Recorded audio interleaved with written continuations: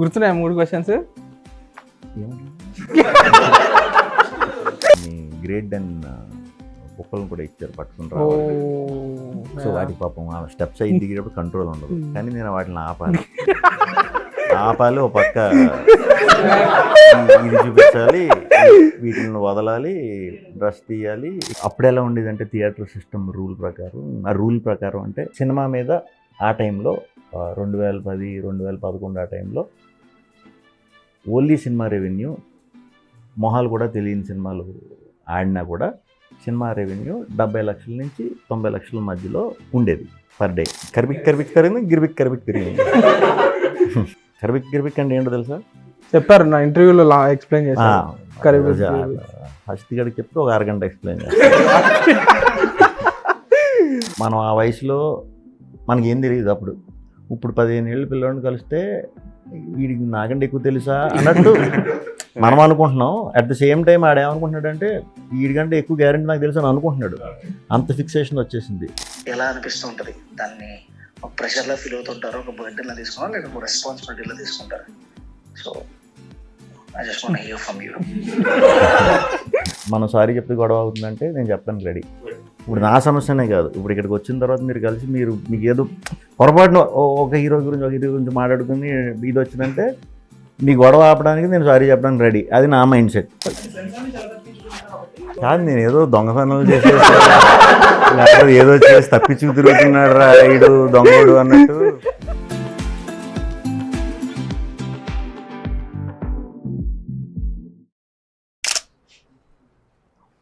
Audio okay, wide okay.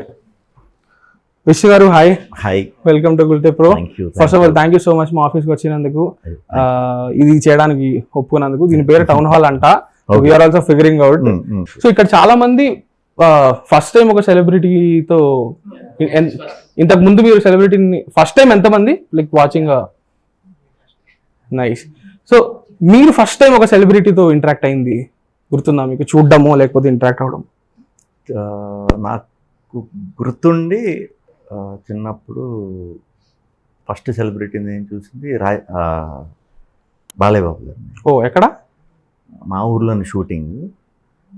So చూపించారనమాట first impression. అంటే తెలియదు అప్పుడు, సినిమాలు ఇంకా తెలియదు కదా, 4-5 ఇయర్స్ ఉంటుందేమో. నాకు ఆ ఇమేజ్ గుర్తుంది. లంచ్ టైంలో అనమాట. అందరూ మంచిగా సరదాగా, అంటే ఇప్పుడులా కాదు, బాలయ్య అంటే ఇప్పుడు అంతా లోపలికి వెళ్ళి తింటారు కదా సీక్రెట్గా, అప్పుడు అందరూ కలిసి కూర్చుని భోజనం చేసేవారు. సో ఆ భోజనం చేయటం అది చూశాను అనమాట. చూసినప్పుడు మంచిగా తింటున్నారు అందరూ.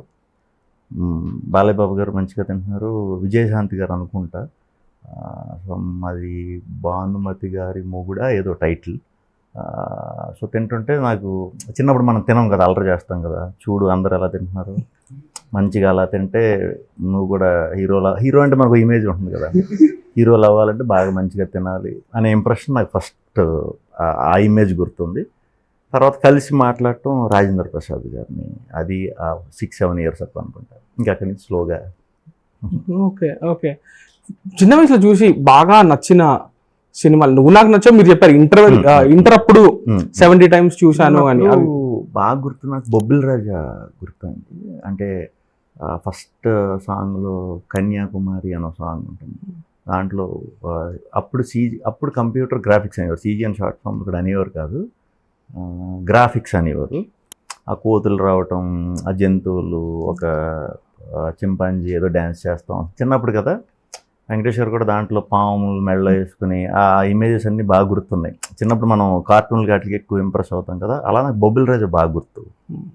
అంటే సినిమా స్టోరీ అని అలా తెలియదు, కానీ బొమ్మలు వస్తున్నాయి, మధ్యలో ఫైటింగ్లు వస్తున్నాయి, ఒక క్లైమాక్స్ సీక్వెన్స్లో ట్రైన్లో జూకి వెళ్ళే జంతువులన్నీ ఉన్న దాంట్లో వెంకటేష్ గారు దాంట్లో ఇరుక్కుపోవటం, పాముల మీద వెళ్ళటం, అవన్నీ బాగా నిజంగానే చేశారంట. లైక్ బాగా ఇష్టమైన సినిమాలు ఇంకా ఇంకా అక్కడి నుంచి స్లోగా వెంకటేష్ గారి ఇమేజ్ బాగా మైండ్లో పడిపోవడం. దాని తర్వాత వచ్చిన చంటి, స్లోగా ఇంకా అలా నెమ్మది తెలియటం మొదలైందనమాట. ఇంకా చిరంజీవి గారు ముఠా మేస్త్రి, బాలయ్య బాబు గారు లారీ డ్రైవర్, స్లోగా అలా అన్నీ నెమ్మదిగా గుర్తు. శివ ఒకటి బాగా గుర్తు శివ సినిమా చిన్నపిల్ల ఉన్నప్పుడు. థియేటర్లో చూసారా? ఆ థియేటర్లో అంటే మామయ్య థియేటర్ రిలీజ్ అది. సో అది ఒకటే గుర్తుంది నాకు. ఏది సడన్గా సౌండ్ ఎఫెక్ట్స్ ఫస్ట్ టైం అనమాట. సో ఆ ఎఫెక్ట్స్ ఇంపాక్ట్ ఏంటంటే కొట్టినప్పుడు ఇక్కడ ఇటు నుంచి ఎవరో మనం డిస్టర్బ్ చేశారు అన్నట్టు వచ్చేవి కొత్తలో. డిటిఎస్ వేరు, డిటిఎస్ అయితే డిటిఎస్ టైం ఇంకా బాగా థ్రిల్ అయ్యేవారు జనాలు అందరూ. బట్ నార్మల్ ఎఫెక్ట్స్ వచ్చిన సౌండ్స్ కొత్తగా వినిపించేసరికి పక్కకి అది చూసేవారు అనమాట. ఆ అంబియన్స్ గుర్తుంది నాకు, స్టోరీ ఇదంతా గుర్తులేదు. బట్ కొన్ని ఫ్రెండ్స్ని మర్డర్ చేసే సీక్వెన్స్లు అవి ఉంటాయి, అవి కొంచెం బాగా రిజిస్టర్ అయినాయి అనమాట. జగదిక్ వీరుడలోకి సుందరి ఒకటి, దాంట్లో కూడా చిన్నపిల్లలు ఉంటారు. సో బాగా కనెక్ట్ అయ్యింది, బాగా గుర్తున్నాయి ఆ మెమరీస్ అన్ని బాగా గుర్తున్నాయి. ఇప్పుడు ఇంట్రెస్టింగ్లీ మీ సినిమాతో పాటు జగదేక్ వీరుడు సుందరి మళ్ళీ వస్తుంది. అదే అంటే భలే అనిపించింది. అంటే మేము ఆ డేట్ అనుకున్నది మంచి డేట్ అన్నప్పుడు ఆబ్వియస్లీ ఏమొచ్చినాయి అనే ఒక డిస్కషన్ కూడా ఉంటుంది. అది చాలా మంచి డేట్, చాలా మంచి క్లాసిక్స్ ఉన్నాయి అదే డేట్కి. సో సమ్మర్ అంటే డేట్ దొరకటమే ఒక 3 years 4 years బ్యాక్ కష్టం. మామూలుగా పండగలకు వచ్చే సినిమాలకి సమ్మర్కి మనకి స్లాట్లు దొరకవు. బట్ లక్కీగా నాకు May 9th అనేది సూపర్గా దొరకటం వెరీ హ్యాపీ. అదే డేట్ అదే రోజు మళ్ళీ 3D ఏదో చేసి రిలీజ్ కూడా చేస్తున్నారు. సూపర్ అసలు. వెబ్ డిజైనింగ్లో ఉండేవాళ్ళ మీరు? వెబ్ డిజైనింగ్కి కూడా వర్క్ చేశా. అంటే మార్కెటింగ్ సైడ్ ఉండేవాడిని దాంట్లో కొద్ది రోజులు, ఒక 8 months 1 year. ఏ పాయింట్లో మీరు ఇంకా డిసైడ్ చేసుకున్నారు ఇలా ఇంకా జాబ్ గీబ్ నా వల్ల కాదు, ఇంకా నేను ప్రాపర్గా ఇంకా జాబ్ చేస్తాననే మైండ్ సెట్ కూడా ఎప్పుడూ లేదండి నాకు. ఐడియా కూడా లేదు జాబ్ అంటే ఒక సర్టన్ ఏజ్ వరకు క్రికెట్ మీదే ఎక్కువ ఫోకస్ ఉండి బయట ప్రపంచం తెలియదు. సినిమాలు తెలియకుండా ఎందుకు ఇన్ఫ్లుయెన్స్ అయ్యా. బట్ క్రికెటే మెయిన్ ఫోకస్ అన్నట్టు అనుకునేవాడిని. బట్ వెరీ క్లియర్గా నేను వచ్చిన ప్రాంతం నుంచి అయ్యి ఉండొచ్చు, అప్పుడు పరిసరాలకి హైదరాబాద్ వచ్చే మనం క్రికెట్ ఆడి ఇక్కడి నుంచే మొదలు పెట్టాలి. అండ్ అప్పుడు కూడా సెలక్షన్ అది అంటే ఇప్పుడు ఓవర్ నైట్ స్టార్లు అయిపోయినట్టు క్రికెట్లో అప్పుడు ఇంపాసిబుల్ అన్నమాట. సో ఏంటంటే ఒక ప్రాసెస్ ఉండేది, జోన్ వైజ్ సెలక్షన్స్ కూడా జరిగేవి. సో అదంతా చాలా పెద్ద ప్రాసెస్. కొత్త అప్పుడు రెవల్యూషన్ ఏంటంటే అందరికి సచిన్ 16 yearsకే వచ్చేసాడు. తర్వాత ఉన్న ప్లేయర్స్ గంగూలీ, ద్రావిడ్ వీళ్ళు 23 ఆ టైంకి వచ్చారనమాట ఆ గ్యాప్. సో అదే లేట్ అనే ఇంప్రెషన్ మాకు పడిపోయింది. సో 18 years 19 years వచ్చేసరికి చాలా పెద్ద స్టేజ్లో ఉండాలనే ఇంప్రెషన్ లేదు అనేది ప్రాక్టికల్గా నాకు అర్థమైపోయింది. ఇంక ఇప్పుడు దీని మీద నేను కెరీర్ చూసినా సరిపోదు, ఇప్పటికే 19 వచ్చినాయి, పూర్తిగా ట్రై చేసేసరికి 26 27 అవుద్దేమో. 3 yearsకి అంటే అప్పుడు 30 దాటిందంటే ఇంకా ఆడు ప్లేయర్ ఆల్మోస్ట్. అప్పుడు ఫిట్నెస్లు వేరు కదా, 30కి 35 మధ్యలోనే అందరూ రిటైర్లు అవుతూ ఉండేవారు. సో నాకు క్లియర్గా వర్క్ చేయడానికి అదే నేను ఏదైనా కెరీర్ చాలా ఫాస్ట్గా అయిపోయి ఇదే నాకు పెద్ద అది 100% అవుతుందా లేదో కూడా తెలియదు. ఆ టైంలోనే నాకు నేనే డిసైడ్ అయ్యా, ఇది ఓకే ఇంట్రెస్ట్ ఇదంతా ఓకే, బట్ వెళ్ళే ప్రాసెస్ అంత ఈజీ కాదు నేను ఇప్పుడున్న స్టేజ్లో అన్నట్టు దాని మీద ఫోకస్ పక్కన పెట్టా. ఇప్పుడు ఏం చేయాలి అన్నప్పుడు జాబ్లోకి వెళ్ళటం. అసలు జాబ్ అంటే ఎలా మనం సినిమాల్లో చూడటం తప్పితే బయట మా ఫ్యామిలీలో కూడా ఎవరు దాంట్లో లేరు అన్నమాట ఇప్పుడు. సో ఒకళ్ళ దగ్గర వర్క్ చేయటం అంటే ఏంటి అదే తెలియదు, ఐడియా కూడా లేదు. బట్ చెయ్యాలి. నేను హైదరాబాద్ వచ్చేసా, వర్క్ చేస్తున్నా. వర్క్ చేసే టైంకి అది ఆ పొజిషన్లో కూడా నేను మంచి దీనికే వెళ్ళా. అప్పుడు మార్కెటింగ్ చాలా బాగుండేది, ఇంట్రెస్టింగ్గా ఉండేది. ఫీల్డ్ మార్కెటింగ్లో ఇబ్బందులు ఉండేవి. తిరిగారా? Compulsory training. What were you marketing? Web and ఏమంటారంటే పేపాల్ అనేది ఒక కొత్త సిస్టమ్ అప్పుడు కొత్తగా మొదలైంది అనమాట. పేపాల్ సిస్టమ్ అనేది ఏంటంటే ఆన్లైన్లో కొనుక్కోవటం. ఇప్పుడు అన్ని ఆన్లైన్లో కొన్నాం, అప్పుడు ఆన్లైన్లో కొనాలంటే ఒక ప్రాసెస్. అదంతా ఇప్పుడు మీ కంపెనీ ఉంది, ఇదే కంపెనీ, ఈ కంపెనీలోంచి సంథింగ్ మేము కొనుక్కోవాలంటే మీరు ఇక్కడికి వచ్చి ఏం కొనుక్కోవాలి, మీరు డిస్ప్లే చేసినా ఇది చేసినా మీరు క్లిక్ చేసి కొనుక్కోవాలంటే అది ఒక ప్రాసెస్. 6 hours పట్టేది అప్పుడు ఆన్లైన్. ఇది పేపాల్ ఇదంతా అంటారు, చాలా ఇయర్స్ అయిపోయింది, నాకు ఎగ్జాక్ట్ ప్రాసెస్ గుర్తులేదు. సో ఇలాంటివన్నీ ఉంటాయి. అండ్ వెబ్సైట్స్, కొత్త వెబ్సైట్స్ డిజైన్ చేసేస్తారు. పర్సనల్గా కూడా కొంతమంది చేయించుకునేవారు. అప్పుడు రియల్ ఎస్టేట్ మంచి భూమిలో ఉండేది అప్పుడు, రాజశేఖర రెడ్డి గారు గవర్నమెంట్ టైంలో సమ్మన్ లేచింది హైదరాబాద్ అంటే రియల్ ఎస్టేట్ ఇది. సో ప్రతి రియల్ ఎస్టేట్ కంపెనీకి వెబ్సైట్స్ అనేవి ఉండేవి అనమాట. అలా ఈ డిజైనింగ్ వర్క్స్ దీని మీద ఉండేది. సో అది కొత్త, అంటే మనం వెళ్ళి అప్రోచ్ అయినప్పుడు, అంటే మన దగ్గరికి అప్పటిదాకా రావడం అలవాటు, మనం వెళ్ళినప్పుడు ఓకే ఓకే ఇది ఇలా ఉంటుంది అనమాట ప్రాసెస్, ఇంప్రెస్ చేయటం ఎలాగా. కాకపోతే సంభవ్ నేను ఎక్కడికి వెళ్ళినా ఇంప్రెస్ చేసుకుని వచ్చేవాడిని. సో నాకు అదే 6 months క్లారిటీ వచ్చేసింది. ఎట్లా మీరు చాలా ఇంట్రోవర్టెడ్ ఉంటారు కదా? నేను ఇండివిజువల్గా చాలా బాగా మాట్లాడతాను. అంటే పని ఉంది అన్నప్పుడు నేను చెప్పాలనుకుంది వెరీ క్లియర్గా చెప్పగలుగుతా, నేను ఈజీగా కన్విన్స్ కూడా చేయగలుగుతా. సో ఆ స్కిల్ చాలామందికి నచ్చి నాకు జాబ్ ఆఫర్లు ఇవ్వటం మొదలుపెట్టారు. ఇప్పుడు నేను క్లయింట్ కింద మీ దగ్గరికి వచ్చా, మీరు నాకు ఆఫర్ చేసేవారు అనమాట.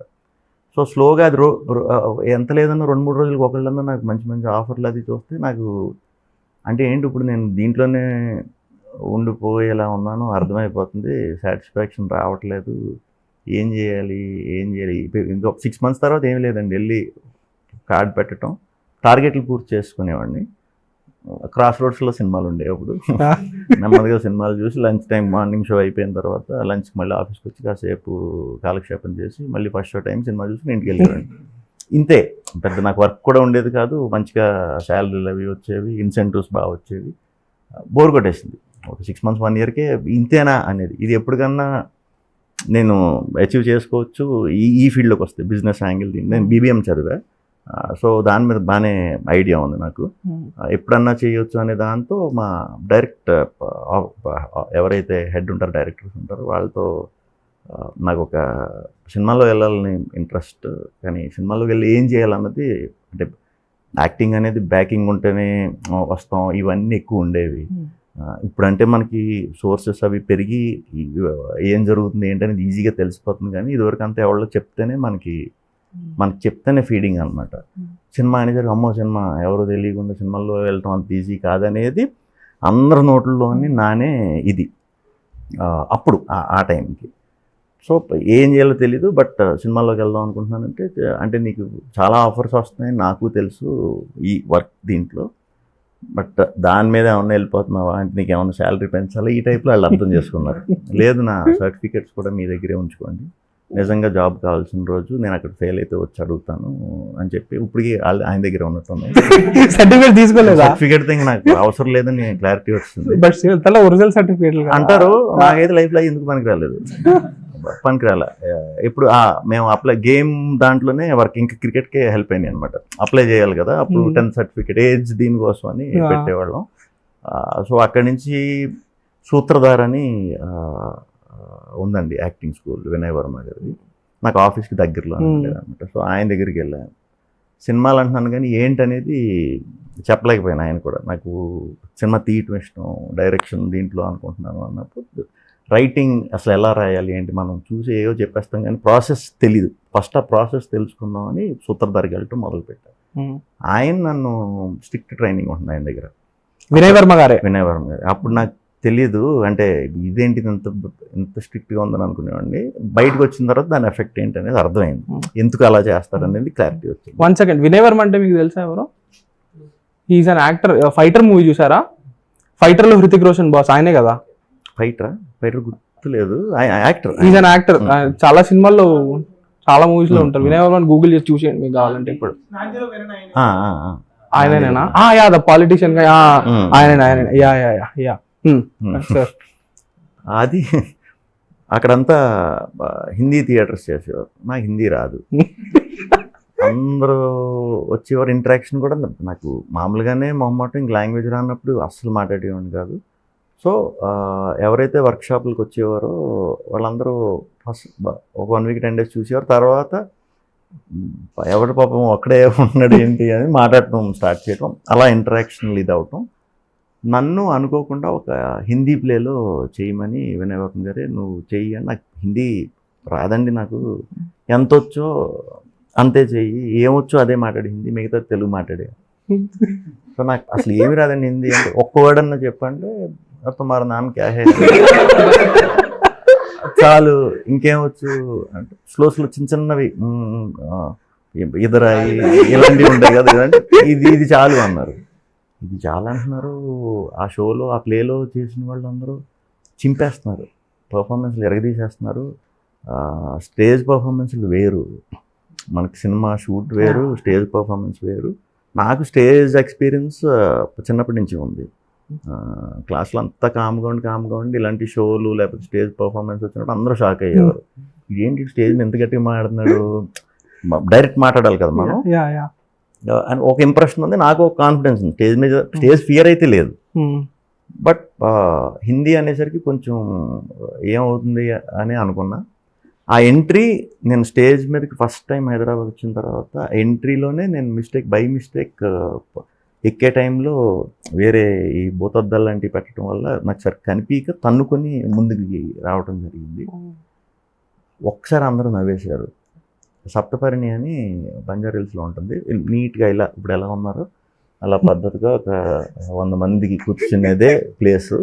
చిన్నగా ఉంటుంది అన్నమాట, రౌండ్. ఇది బ్యూటిఫుల్ ప్లేస్. అది అందరూ నవ్వేసరికి చూస్తే మనకు తెలిసిపోతుంది కదా, నార్త్ ఫేసెస్కి మన ఫేసెస్కి తేడా తెలుస్తుంది కదా. ఈ మొత్తం మనం అంటే మనలా లేరు, అంటే వేరే విధంగా డ్రెస్సింగ్ కానీ వాళ్ళని చూసిన వెంటనే హిందీ ప్లే అది. సో ఆ వచ్చిన అమ్మొక్క తొమ్మిది నాన్నగా కూడా మర్చిపోయా అందరూ నవ్వేసరికి. సో నాకు ఉన్నది అంటే ఇంత అందమైన వైఫ్ని ఎవరన్నా కొడతారా, ఇలాంటి డైలాగులు అనమాట. సో తెలుగులో ఇంత అందమైన వైఫ్ని ఎవరన్నా కొడతారా, హై నిన్నే అడుగుతున్నాను చెప్పు అనేసరికి మొత్తం అక్కడ ఉన్న హీట్ మారిపోయింది. పిచ్చిగా ఎంటర్టైన్ అయ్యారు. నాది ఇప్పుడు లెంత్ 1 hour అనుకోండి ఆ షో, నాది 20th minute వస్తా, వచ్చి 25th minute వెళ్ళిపోతా. సో 1 hour అయిపోయింది. ఇప్పుడు అందరినీ ఆడియన్స్కి ఇంట్రడ్యూస్ చేస్తారు, చేసిన క్యారెక్టర్లు ఇవన్నీ. నన్ను చేయట్లే. ఆయన చాలా స్ట్రిక్ట్ అన్నాను కదా, అయిపోయింది అంటే తప్పు తెలుగు మాట్లాడేశాను కదా, సో దానివల్ల పరిచయం చేయట్లేదేమో అని అనుకున్నా. అందరినీ పరిచయం చేసి అయిపోయిన తర్వాత ఇప్పుడు కొత్త అబ్బాయికి లాంగ్వేజ్ రాదు, ఇతని పేరు ఇది విష్ణువర్ధన్ గారు అని చెప్పి పిలిచి స్పెషల్ మెన్షన్ చేసి పరిచయం చేస్తే అందరూ అద్భుతమైన రెస్పాన్స్ ఇచ్చారు. సో అప్పుడు ఆయనకి కాన్ఫిడెన్స్ వచ్చింది, నాకు కాన్ఫిడెన్స్ వచ్చింది. అదే ప్లేని మేము దగ్గరగా ఒక 15-20 షోస్ కింద చేసాం చాలా చోట్ల బయట. ఎప్పుడు చేసినా నా దానికి నవ్వేవారు అందరూ, నేను వస్తేనే నవ్వేవారు. సో అదే ఇంకా మిగిలిన షోస్ అన్నిట్లో కూడా తెలుగు అట్లానే ఉంచేసారా? ఇంకా ఫ్లో ఇంకా ఫ్లో ఏదొస్తే అది మాట్లాడేసి లాస్ట్ హాహు అనేవాడి. అది కూడా నాకు అది గుర్తు, చిన్నప్పుడు ఎప్పుడో రాజేంద్ర ప్రసాద్ గారి సినిమాలోదే గుర్తు నాకు. అది గోర్ఖా కింద చేస్తారు, ఆయన నేపాలీ అంటారు. కానీ అందరితో మరి నేపాలీ అంటే నేపాలీ మాట్లాడాలి కదా అని తెలుగు అంతా మాట్లాడేసి హా అని, నేపాల్ కూడా ఇంతే భాష అని ఆయన ఏదో మ్యాజిక్ చేస్తారు. అది గుర్తుంది చిన్నప్పుడు ఏదో. సో అదే కంటిన్యూ చేశారు అన్ని షోలకి. సో అలా స్లోగా ఓకే. కాలేజీలో కూడా ఎక్స్పీరియన్స్లు ఉన్నాయి. ఏదన్నా అంటే నవ్వటం, లేకపోతే నేను మాట్లాడితేనే నవ్వారు, తెలుగు మాట్లాడితేనే మామూలు నవ్వుతారు, ఇంక హిందీ మాట్లాడితే ఇంకా ఎక్కువ నవ్వారు. సో నిన్ను యాక్సెప్ట్ చేస్తున్నారు, నువ్వు కనిపిస్తే నవ్వుతున్నారు, నువ్వు డైరెక్షన్ ఇవన్నీ అని కాదు, నీకు ఇంకా యంగ్ కదా, నీ ఏజ్ అంత, ఇప్పుడు కనీసం 30 వచ్చేవరకన్నా యాక్టింగ్ సైడ్ నువ్వు వర్క్ అవుతావు, ట్రై చేయండి నేను చెప్పను, ఎందుకంటే అంత ఈజీ టాస్క్ కాదు, బట్ నువ్వు ఫిల్మ్స్కి పనికి వస్తావు. అలా ఉన్నప్పుడు నువ్వు ఈ డైరెక్షన్ అంటావా ఇది అంటావా, చాయిస్ నువ్వు చూసుకో అని చెప్పడం జరిగింది. దాని తర్వాత నాకు ఎటు డైరెక్షన్ వెళ్ళాలో నాకు అర్థం కాల. ఎప్పుడైతే జాబ్ క్విట్ చేశానో అప్పుడు ఒక 2-3 years నేను ఈ ఫీల్డ్ గురించి మొత్తం తెలుసుకుని ఎంటర్ అవ్వాలంటే 2-3 years పడుతుంది అనేది వెరీ క్లియర్గా నాకు అర్థమైంది. బట్ 7-8 years పట్టింది, అది వేరే విషయం. సో అలా జర్నీ స్టార్ట్ అయింది. అక్కడి నుంచి కృష్ణవంశీ గారి దగ్గర జాయిన్ అవ్వటం, ఇది కింద స్లోగా నాకు సినిమాల గురించి అవగాహన రావటం. ఒక్కో సినిమా ఒక్కొక్కళ్ళు ఒక్కోలా ఆలోచిస్తారు. ఇంకా నేను శ్రీరాఘవ్ గారికి చాలా ఇష్టం, నాకు ఆయన సెల్వరాఘవ్ చాలా ఇష్టం.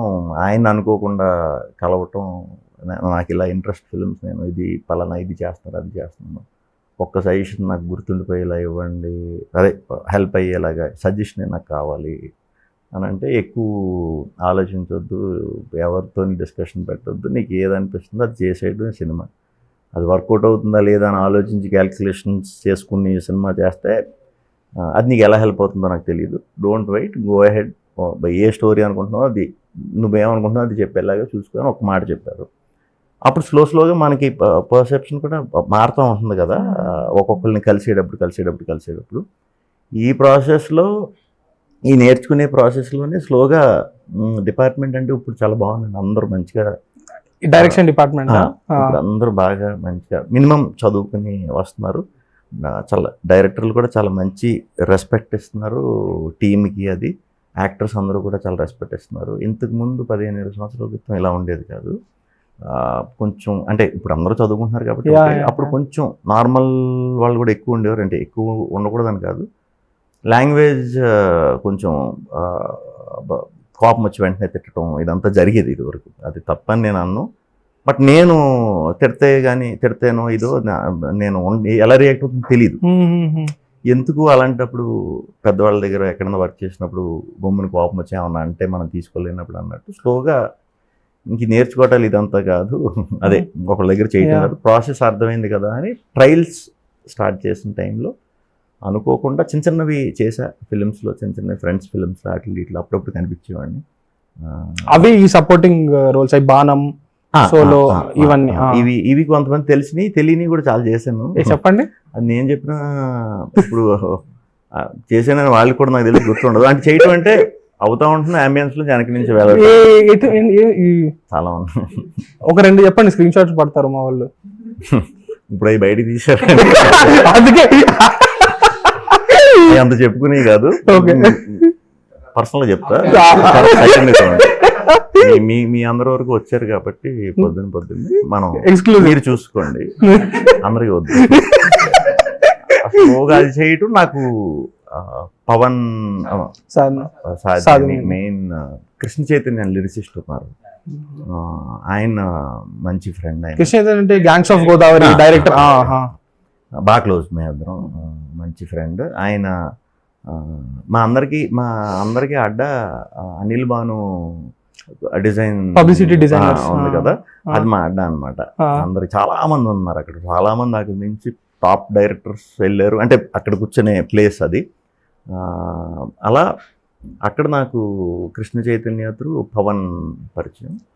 అప్పటికే నాకు ఇంకా అయిపోయింది, అంటే అప్పటికే చాలా ఇయర్స్ అయిపోయి ఓపిక కూడా అయిపోయింది. ఇదంతా పాసిబుల్ అయ్యేది కాదు. సినిమాల్లోనే ఇంకొక కేటగిరీలోకి షిఫ్ట్ అవుదాం అనే ఇది వచ్చేసింది నాకు కూడా. ఇంకో కేటగిరీలో షిఫ్ట్ అవడం అంటే యాక్టింగ్ అన్నా ఏమో తెలియదు, భయం, డైరెక్షన్ ఇది అంతా ఇప్పుడు అయ్యేలా లేదురా, లేకపోతే నెమ్మది డిస్ట్రిబ్యూషన్లో వెళ్దామా, లేకపోతే ఇది ఏదో సినిమా రిలేటెడ్. నాకు నేను వెరీ క్లియర్గా అది ఫిక్స్ అయిపోయా. సినిమా అనేది సినిమా ఫిక్స్. నేను ఎదర్ యాక్టింగ్లో ఇదవుతానా, నాకున్న దీన్ని తీర్చుకుంటానా, లేకపోతే డైరెక్షన్ చేస్తానా, రాస్తానా, లేకపోతే డిస్ట్రిబ్యూషన్ చేస్తానా, ప్రొడ్యూస్ చేస్తానా, ఇవి అయితే అన్నట్లో నేను వదలకుండా నాకు వచ్చే దీన్ని బట్టి నేను అన్నీ చేసుకుంటూ వెళ్తా. ఏది అవ్వట్లేదు అంటే ఎవ్రీ ఫ్రైడే సినిమా చూసుకుంటూ కూర్చుందాం అనేది మెంటల్గా ఫిక్స్. దీంట్లోనే ఉండిపోదాం అని ఫిక్స్ అయిపోయి ఉన్న టైంలో ఇంకా అవ్వట్లేదు. అందరికీ ఇది వస్తుందండి, బయట చూసినప్పుడు కొంతమందికి ఇమీడియట్ అవకాశాలు వస్తాయి. ఇప్పుడు ఇంకా బెటర్గా వస్తున్నాయి, ఎందుకంటే మీడియంస్ చాలా వచ్చేసినాయి కాబట్టి.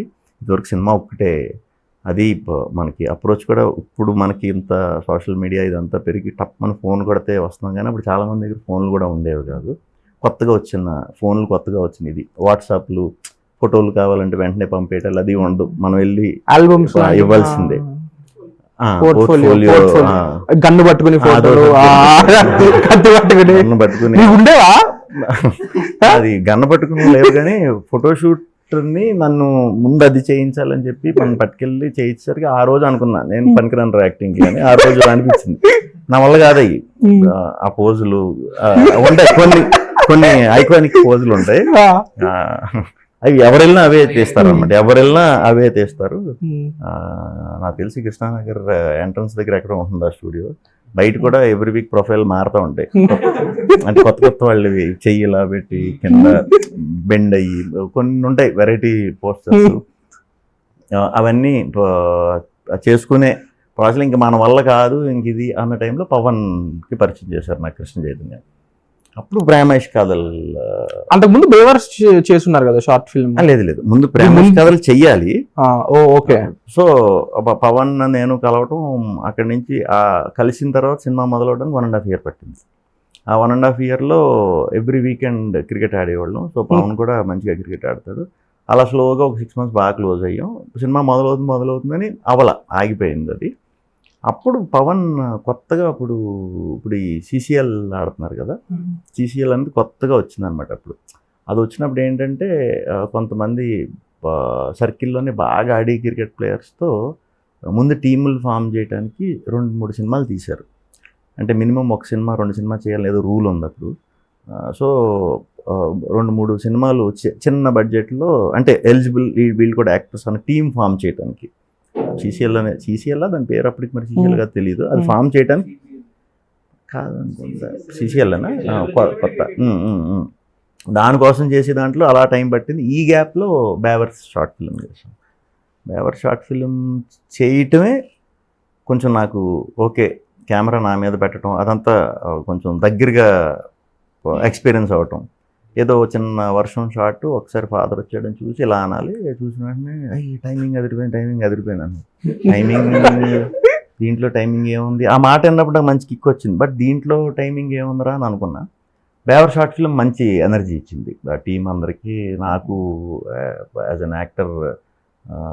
యూట్యూబ్లో కింద కామెంట్స్ పెట్టచ్చు అవన్నీ నాకు అప్పుడే తెలిసినాయి.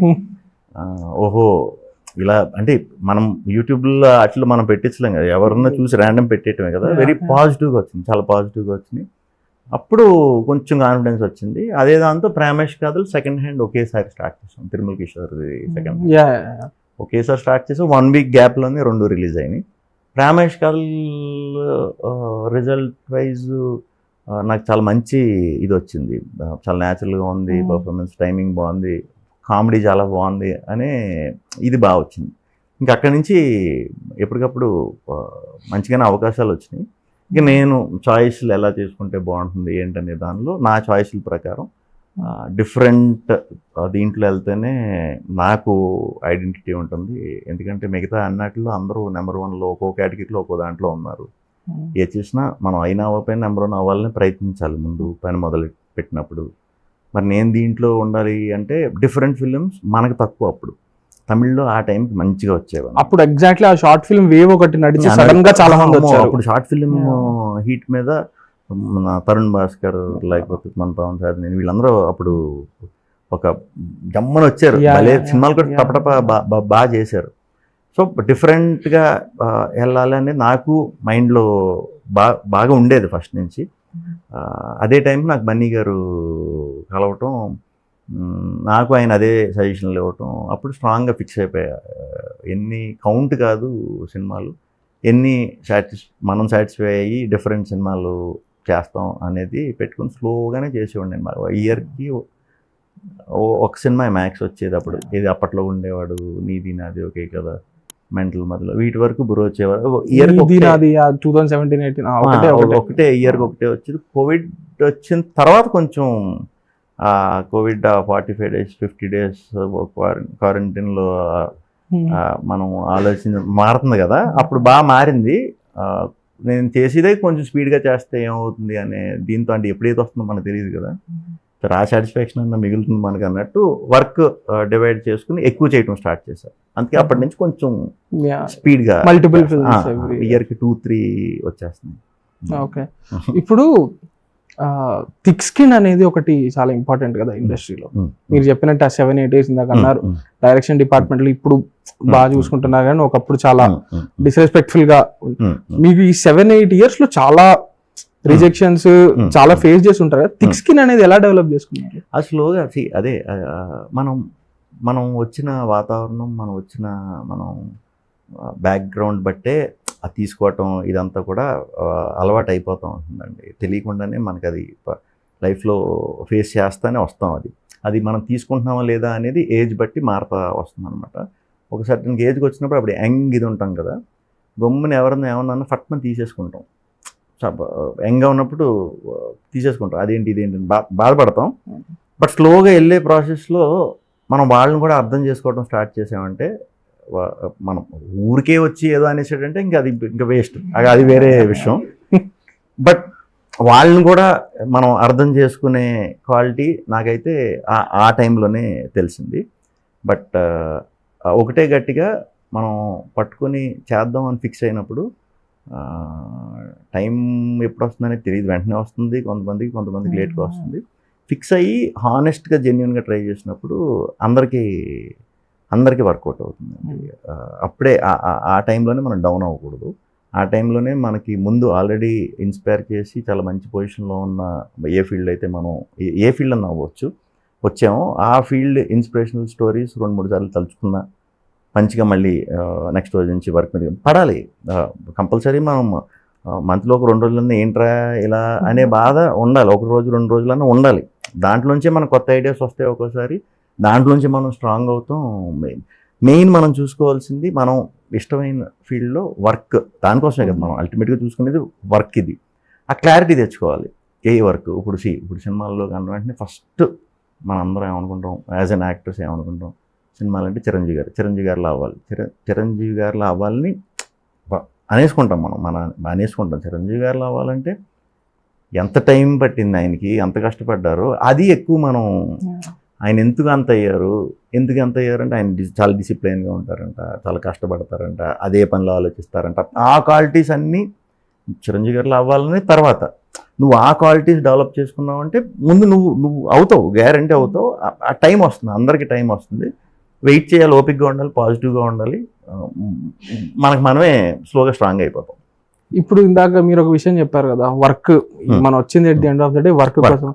ఇది నీది నాది ఒకటే కథలో ఈ సూపర్ ఫిలాసఫీ ఇది ఒకటి ఉంటుంది. అండ్ ఇప్పుడు ఒక ఓం భీమ్ బుష్ తీసుకున్నా లేకపోతే ఒక స్వాగ్ తీసుకున్నా కూడా ప్రో ఎల్జీబీటీక్యూ మాట్లాడే స్టోరీస్, చాలా ప్రోగ్రెసివ్ స్టోరీస్ అవి. నేను ఎలా చూస్తున్నానంటే there is some part of your personality, మీరు ఆ సినిమాలు చెప్పే విషయాలతో ఏకీభవిస్తున్నారు కాబట్టి మీరు ఆ సినిమాలు అంటే నేను చేశారు. మాక్సిమం నేను చేసిన సినిమాలన్నీ కూడా బయట రియాలిటీకి దగ్గరగా ఉన్న సినిమాలే నేను చేసింది. 1-2 ఏమన్నా కొంచెం పోలీస్ క్యారెక్టర్ అలాంటివి చేసినప్పుడు దానికి తగ్గట్టు చేసాను తప్పితే మిగతా అన్నీ కూడా బాయ్ నెక్స్ట్ డోర్ లేకపోతే స్టూడెంట్ రోల్ లేకపోతే విన్నర్ స్టోరీస్ చేయలేదు నేను. అండర్ డాగ్ స్టోరీస్ అంటే విన్ అనేది మనకి పబ్లిక్కి చెప్పుకునే ఒక ఇది ఉంటుంది, కానీ సాటిస్ఫాక్షన్ అనేది మాత్రం ఎవరికి ముందు మనకి ఉండాలన్నమాట అది. సో నేను నా స్టోరీలు కనెక్ట్ అవ్వాలంటే నేను రెగ్యులర్ జనాలు స్టోరీల్లోంచే, లేకపోతే నా లైఫ్లో జరిగిన స్టోరీ నుంచే, లేకపోతే నా ఫ్రెండ్స్ ఇళ్లలో జరిగే స్టోరీల నుంచో చేస్తే ఈజీగా నా స్టోరీలు కనెక్ట్ అవుతాయి. అలా చెప్పటం స్టార్ట్ చేసిన తర్వాత నాకు స్టోరీలు చెప్పాలనే కోరిక ఎక్కువ. నాకంటే కూడా నా స్టోరీ, నేను కొత్త స్టోరీ చెప్పాలనేది బాగా పెరిగింది అనమాట నాకు. ఇప్పటిదాకా ఒక స్ట్రగుల్ లాంటిది ఒకటి చూసాము. దాని తర్వాత ఓకే ఐఎమ్ ఫైనల్లీ ఇప్పుడు కొంచెం స్టేబుల్ అవుతుంది మనకి, దిస్ ఈజ్ వర్కింగ్ అనే ఒక మూమెంట్ మీకు ఉంటది కదా.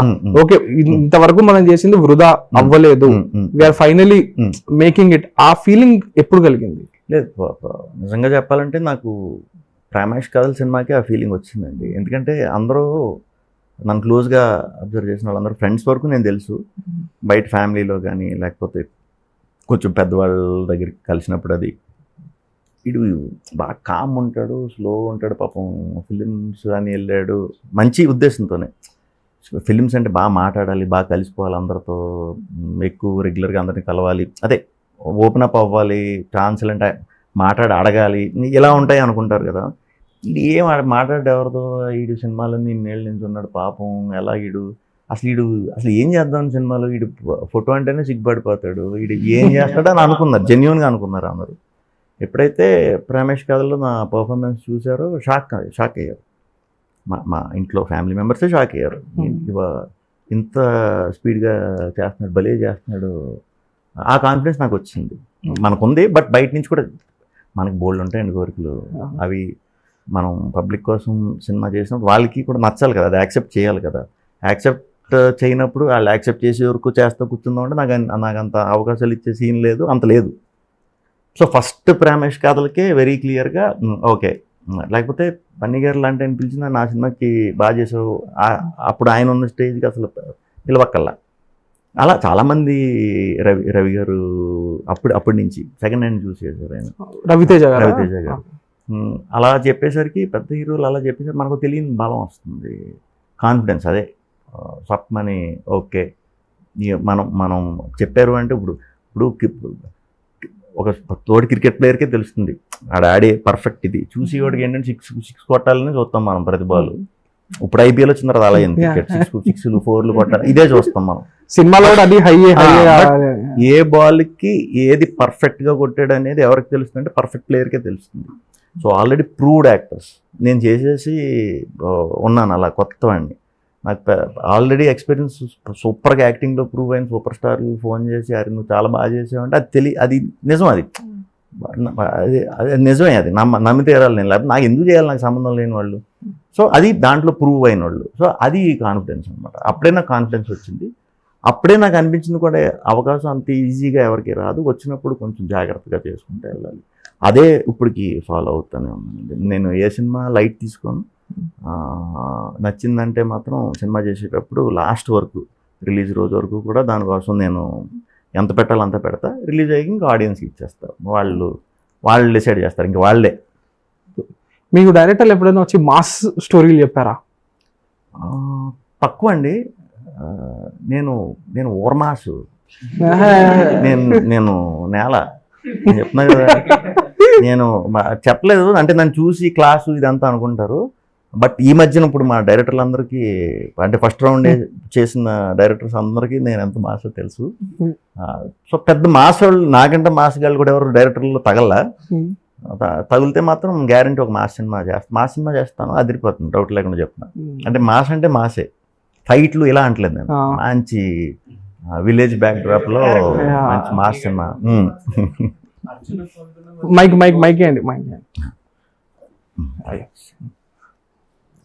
అర్జున ఫాల్గుణ was very close to what you said. అవును అర్జున ఫాల్గుణ మేము యాక్సెప్ట్ చేసినప్పుడు ఆ పాయింట్ వైజ్ అది మేము సినిమా తీసిన తర్వాత ఆ పోర్షన్ గురించి ఆ పోర్షన్ ఎడిట్ చేసేసారు, అది చేయవలసి వచ్చింది. మేము ఏదైతే ఎడిట్ చేసామో ఇంట్రో అండ్ క్లైమాక్స్ అర్జున ఫాల్గుణ, అదే పాయింట్ మీద ఒక 9 months ఒక సినిమా వచ్చి సెన్సేషన్ అయింది. సెన్సేషన్ అదేంటో ఇంటర్వ్యూ అయ్యాక చెప్తా. అది ఎప్పుడు వచ్చిందో చెప్తే మేము తెలుసు. అర్జున ఫాల్గుణ వచ్చిన ఒక 8-9 months. అర్జున ఫాల్గుణ December 31st, 2021 కదా? అంతేనండి, అంతే 21 December end, December 31st. September 2022 లో వచ్చిన సినిమా అంటే ఎగ్జాక్ట్ డేట్ అదే సెప్టెంబర్, అక్టోబర్ 9-10 నెలల్లో థియేటర్ అంతా ఆ సినిమాకి ఆ పోర్షన్ మేము ఏదైతే మేము అంత బాగా తీయలేదు, మళ్ళీ చెప్తున్నా మేము అంత గొప్పగా అయితే తీయలేదు. పాయింట్ అదే మాది, పర్ఫార్మెన్స్లు మాత్రం బాగా వచ్చినాయి. అంటే ఆ గ్రాండ్ దాంట్లో అయితే తీయలేదు మేము, సేమ్ అదే. బట్ మా టీం అందరూ ఆ రోజు ఫోన్ మీకు దొరకదు అది, ఎందుకంటే హిట్ అది హిట్ అనరు. అండ్ ఇంకొకటి మీరు ఎడిట్స్ అన్నారు కాబట్టి మీరు స్వాగ్ ఇంటర్వెల్ పోర్షన్ చూస్తారు. Swag is my favourite film of 2024. And Harshad Golik కూడా I'm huge fan after Rajaraj Chora and Swag. Interviews లో కూడా చాలా బాగా మాట్లాడతారు. So I understood he's a very good director, story teller. But మీరు స్వాగ్ వచ్చేటప్పటికి వాట్ యూ సెడ్ దట్ చాలా కంటెంట్ ఉంది మాకు, మేము షూట్ చేయలేకపోయాము అని ఒక ఇంటర్వ్యూలో మాట్లాడారు. అండ్ మీరు ఇంటర్వెల్ టైంకి వచ్చేటప్పటికి ఎప్పుడైతే they explain about all the family tree అని భవభూతి ఇట్లా విభూతి వీళ్ళందరూ, there are lot of cuts ఉన్నాయి మధ్యలో. అంటే మనం చూస్తుంటే డబ్బింగ్ అప్పుడు తెలిసిపోతుంది ఇక్కడ ఏదో కొంచెం కట్స్ ఉన్నాయండి. ఎనీ ఏమన్నా సీన్స్ అన్నా మీకు నచ్చినవి స్వాగ్ లో లేకుండా పోయినాయా? అండ్ ఇంటర్వెల్ టైంలో కొంచెం క్లియర్ గా అర్థమైంది, ఓకే ఇక్కడ ఏదో కట్ చేశారు, ఇంకా ఎక్స్ప్లెనేషన్ ఇదేమన్నా ఉన్నాయా అట్లాంటివి? స్వాగ్ లో చాలా అంటే చాలా పెద్ద కథ అది. వంశవృక్షం గురించి చెప్పాలంటే చాలా పెద్ద కథ. ఆ పెద్ద కథ చెప్పే ప్రాసెస్లో కొన్ని మిస్ అయ్యాం, నిజంగానే కొన్ని మిస్ అయ్యాం. బట్ ఆ కథని 2.5 hours చెప్పడం అనేది చెప్పగలుగుతామని నేనైతే అసలు కళ్ళలో కూడా ఒక నిమిషం కూడా అనుకోలే. ఇది గ్యారంటీ 3 గంటల పైన వచ్చే సినిమాయే, ఎలాగరా అంటే మన వాళ్ళు లెంత్ బట్టి సినిమాని డిసైడ్ చేసేస్తుంటారు. మామూలు సినిమా డిసైడ్ చేయాలి ఎంత ఉండాలి అనేది, కానీ మనం అలా ప్రిపేర్ అయిపోయాం. అదే అంటున్నాను, లెంత్ బట్టి అంతలే 220 ఉండొచ్చు కదా అంటారు. అంటారు. అంటే తెలిసి తెలియకుండా చాలా మంది అలా అంటూ ఉంటారు, అది ఇంట్రా ఇలా అంటే లెంత్ను కూడా పెట్టుకుంటారా అనేది. బట్ లెంత్ అనేది చాలా క్రూషియల్ అండి సినిమా చూసే ఆడియన్కి, జనరల్ ఆడియన్కి లెంత్ అనేది కూడా చాలా కీ రోల్ ప్లే చేస్తుంది. కానీ స్వాగ్ లాంటి కదా 2.5 hours చెప్పడం చాలా కష్టం, చెప్పలేము అనుకున్నాను నేను, చెప్పాం. సో ఆ ప్రాసెస్లో కొన్ని ఇప్పుడు ఆ లెంత్ బాగుండడం కోసమే hashtag single 2 hours 20 minutes censor 2 hours 5 ఓ ఇంకా తక్కువ. ఓకే, నేను 2:15 ఆ ఏరియాలో వస్తుంది అనుకున్నాం ముందు స్టోరీ ఇది అనుకున్నప్పుడు. అదే యావరేజ్లో అనుకుంటాం కదా, అంటే ఇన్ని సీన్లు ఉన్నాయి కాబట్టి ఓకే ఎంత వస్తుంది 2:15 అలా వస్తుంది అనుకున్నాం. లక్కీగా అది 2:05 2:07తో. ఓకే, అంటే ఎడిట్స్ ఉండి దాంట్లో కూడా ఒక సీన్ కూడా ఎడిట్ అవ్వాలా, కొన్ని సీన్లు ఎడిట్ అయినాయి, అవి ట్రైలర్ కింద చూపించాం. డైలాగ్ లా కొన్ని సీన్స్ కూడా సీన్ కింద ఎడిట్ అయిన ట్రైలర్లో చూపించాం. ఇప్పుడే ఒకటి వదిలేం కదా పొద్దున్న ఒకటి సింగిల్స్ దీని మీద. అలా ఇవాళ రేపటి ఎల్లుండి ఏమేమి మేము షూట్ చేసాక వాళ్ళేదో అవి ఇవాళ రేపు ఎల్లుండి కూడా వచ్చేస్తాయి. సినిమా మొత్తం అంటే మీకు ఇవి కూడా ఎందుకు కట్ చేసాము అంటే పెద్దేమీ ఏదో ఎక్కువైపోతుంది తక్కువైపోతుంది అని కాదు, ఆ టైంకి అంత అవసరం లేదు ఆ డైలాగులు అన్నట్టు. సరే అవి ముందు వదులుదామని ఇప్పుడు వదిలేస్తున్నాం అన్నమాట. స్వాగ్ రెస్పాన్స్ వేరేలా వచ్చుంటే సీక్వెల్ లా తీసి ఆ మిగతా స్టోరీ చెప్పే ఛాన్సెస్ అలా ఏమన్నా ముందే అనుకున్నారా? లేదా 100% అది ఎలా వచ్చినా చేస్తాం గ్యారంటీ. ఆల్రెడీ ఒక 4-5 స్టోరీస్ అదే క్యారెక్టర్స్ మీద ఆల్రెడీ కూడా ఒక ఐడియాతో అప్పటికే ఉన్నాం. ఇప్పుడు ఇంకా మంచిగా డెవలప్ చేస్తున్నాడు హసిత్, డెఫినెట్గా చేస్తాం. ఏయాతి స్టోరీ చేద్దాం అనుకుంటున్నాం, ఏయాతి ఫాదర్ స్టోరీ చేద్దాం అనుకుంటున్నాం, ఏయాతి పుట్టే వరకు చేద్దాం అనుకుంటున్నాం. భలే వచ్చింది drama. But and first swag వచ్చే ముందు అది రాజరాజ చోరాకి ప్రీక్వెల్, అది ఎగ్జాక్ట్ ఇప్పుడు Rajaraja Chola interval swag interval అన్నారు కదా, అదే స్ట్రీట్లో ఒక లారీ పాస్ అయింది, ఈ యాక్సిడెంట్ ఈ సిచ్యువేషన్లో ఒక బండి పాస్ అవుతుంది, ఇంటర్వెల్ ఉంది కదా, ఒక బండి పాస్ అవుతుంది. ఆ బండి ఎక్కడికి వెళ్తుందంటే రాజరాజ చోర ఇంటర్వెల్కి వెళ్తుంది. బేసిక్గా ఐడియా అది. బట్ ఆ సినిమా మేము 3 ప్రొడ్యూసర్స్తో చేసాం. మళ్ళీ ఇప్పుడు అందరినీ మళ్ళీ దీంట్లో కలిపి ఇదంతా ఎందుకు లేని ఆ ప్రీక్వెల్ ఎలిమెంట్స్ ఏవేవైతే ఆ 6 minute కనెక్షన్స్ ఉన్నాయో అవి చేర్చలా. బట్ ఈసారి ప్లాన్ వేరేగా ఆలోచిస్తున్నాం. కంప్లీట్ మొత్తం అది ఇప్పుడే చెప్పేటువంటి టూ ఎర్లీ, నేను తర్వాత చెప్తా. ఇంకా వెరైటీగా ప్లాన్ చేస్తాం. ఏయాతి ఫాదర్ స్టోరీ వరకు ప్రస్తుతం అనుకునేది చూద్దాం. ఇలా ఎడిట్ చేసేసిన పార్ట్స్ మీరు తర్వాత ఏదో ఒక రోజు యూట్యూబ్ లో తీసుకురావాలి అని ఎప్పుడన్నా అనిపిస్తుంది? అంటే మీరు కష్టపడి అనిపిస్తూ ఉంటుంది. బట్ స్వాగ్ స్ట్రైట్ గానే చాలా మంది కన్ఫ్యూజ్ అయ్యారు కదా. సో ఇప్పుడు నేను అది రిలీజ్ చేసిన అది అంత అర్థం చేసుకుని ఇది ఎక్కడొచ్చేది అంత ఉంటుందనేది అనుకోలేదు, అందుకే చేయలేదు అనమాట. అంటే మీ దగ్గర ఫుటేజ్ అయితే ఉండుంటది కదా, చాలా మంది సినీ ఫైల్స్ దాన్ని చూడాలి అని అనుకునే వాళ్ళ కోసం రిలీజ్ చేస్తే ఏం పోతుంది? మేము స్వాగ్ సినిమానే సిరీస్ కింద వదులుదాము ఓటీటీకి అని అనుకున్నాం, ముందు నుంచి ప్లాన్ అది. బట్ వాళ్ళు సినిమా కిందే కావాలని రావటం వల్ల దాన్ని నేనేమనుకున్నానంటే థియేటర్కి సినిమాగా,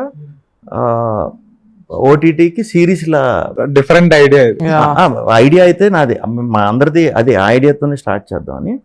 బట్ ఓటీటీకి ఎలా ఉంటాయంటే థియేటర్లో ఏదొచ్చిందో అదే కావాలి అంటే అర్థం అవ్వాలా, వాళ్ళు కూడా అర్థం అవ్వాలా మనం చెప్పేది. నాకు తెలిసి ఫ్యూచర్లో ఒక 3-4 years తర్వాతకి ఈ కైండ్ ఆఫ్ ఐడియాలు స్టార్ట్ అవుతాయి అనుకుంటా. విజయ్ నంబియార్ ఆల్రెడీ ఒకటి చేశారనుకుంటా కదా Z5 కి, వన్ ఫిల్మ్ దట్ రిలీజ్ రెండిటి కింద రిలీజ్ అయింది. ఒక 3 hour ఫిల్మ్ కింద టైష్ అని ఓకే హర్షవర్ధన్ రాణి చేశారు ఇది ఒకసారి లాస్ట్ ఇయర్.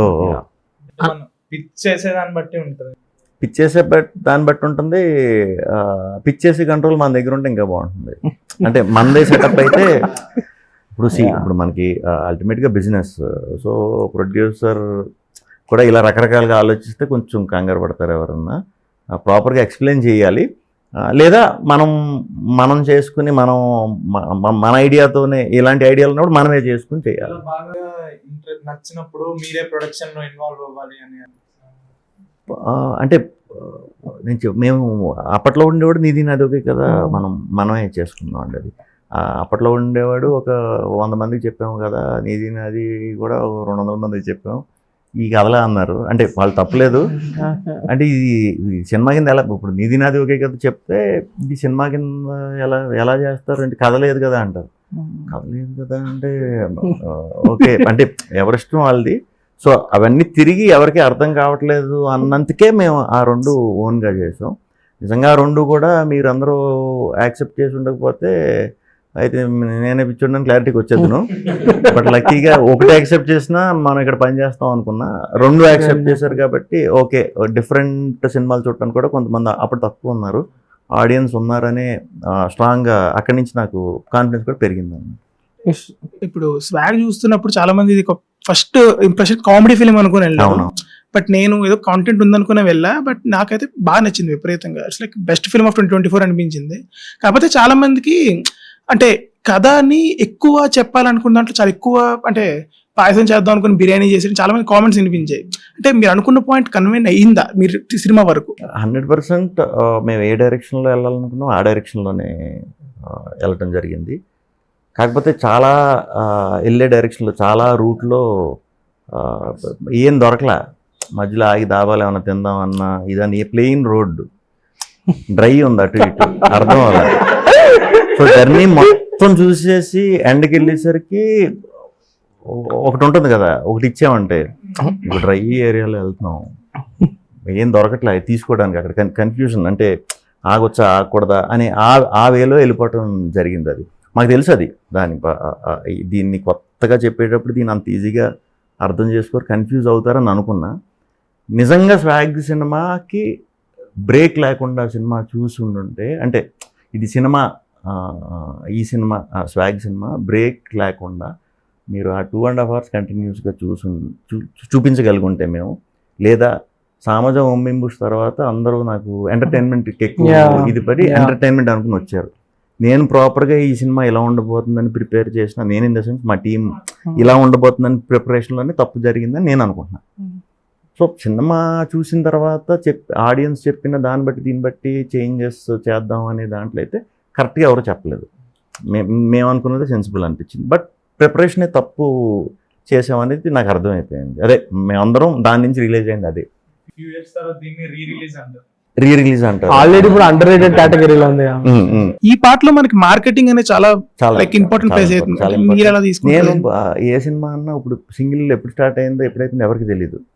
నేను డైరెక్ట్ ఎల్లుండ సాంగ్ రిలీజ్ అన్నప్పుడు సాంగ్ వస్తుంది, సింగిల్ టైటిల్ అని రిలీజ్ చేసాం.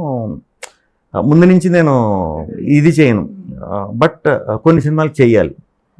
స్వాగ్ లాంటి సినిమాలకు బాగా చేయాలి, ముందు ప్రిపేర్ చేయాలన్నమాట. ఓకే ఇలా ఉండబోతుంది, ఇలా ఉంది. అది ఎంత ప్రిపేర్ చేసినా అక్కడికి వెళ్ళిన తర్వాత విషయం అర్థం అవ్వకపోతే ఎవరు ఏం చేయలేము, అది వేరు.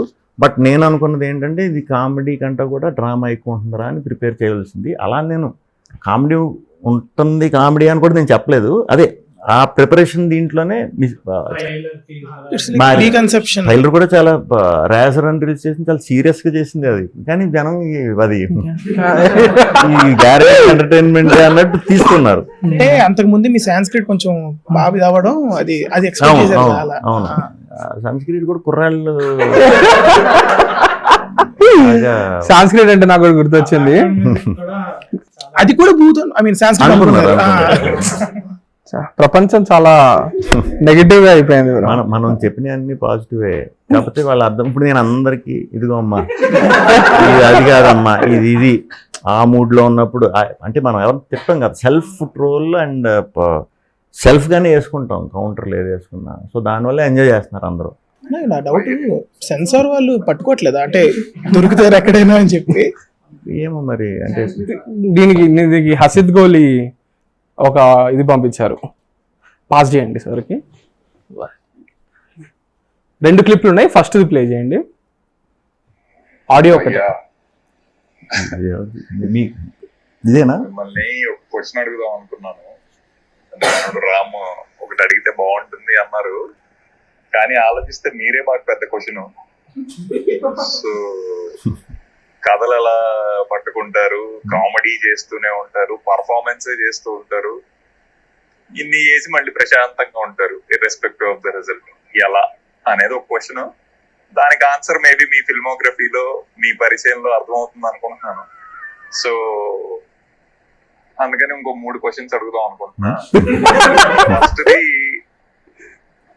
అంటే 3టికి ఆన్సర్ చేయాలి మీరు. మీరు మామూలుగా మీ స్టైల్లో ఒక 2 వదిలేసి ఒకదానికి నవ్వేసి ఒక ఆన్సర్ చెప్పి సైలెంట్ అయిపోతారు. So he knows you so much. 3టికి సరదాగా ఆన్సర్ చేస్తే బాగుంటుంది. ఫస్ట్ది, ఇప్పుడు సింగిల్ లో 2 అమ్మాయిల్ని మేనేజ్ చేయడం మీకు ఈజీ అనిపించిందా సింగిల్ గా, లేదా స్వాగ్ లో 5 క్యారెక్టర్లు మేనేజ్ చేయడం ఈజీ అనిపించిందా? సెకండ్ది, మీరు సింగిల్ గా ఉన్నప్పుడు బాగుంది అనిపించిందా, పెళ్ళయ్యాక బాగుంది అనిపించిందా? మూడోది, ఒకటి మీరు జస్ట్ అట్లా ఒకటి వదలండి, మమ్మల్ని తలుచుకొని మీకు ఫస్ట్ ఒకటి గుర్తొస్తుంది కదా, ఒక టిట్టు, దానికి మెచ్యూర్డ్ ఫామ్ ఒకటి ఉంటుంది, దానికి ఒక రోలింగ్ వేసి ఒకటి వదిలితే టౌన్ హాల్ అంతా దద్దరిల్లాలి. రెండో క్లిప్ ఉంటుంది చూడండి, ఇంకో క్లిప్ ఉంటుంది ససిత్ 2 అని. క్వశ్చన్ అర్థమైండకపోతే మీరు సెన్సర్ నుంచి ఎలా తప్పించుకుంటున్నారో దాన్ని, అంటే తప్పించుకుంటున్న విధానాన్ని కాదు, తప్పించుకుంటున్న వన్ ఆఫ్ ద డైలాగ్స్ ని రోల్ చేసి ఒకటి వదిలితే మజా వస్తుంది అనుకుంటున్నాం.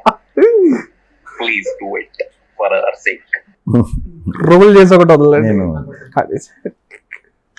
గుర్తున్నాయా 3 క్వశ్చన్స్? హీరోయిన్స్ మేనేజ్ చేయడం ఈజీయా లేదంటే 5 characters in swag? Swag king character చాలా కష్టం. అంటే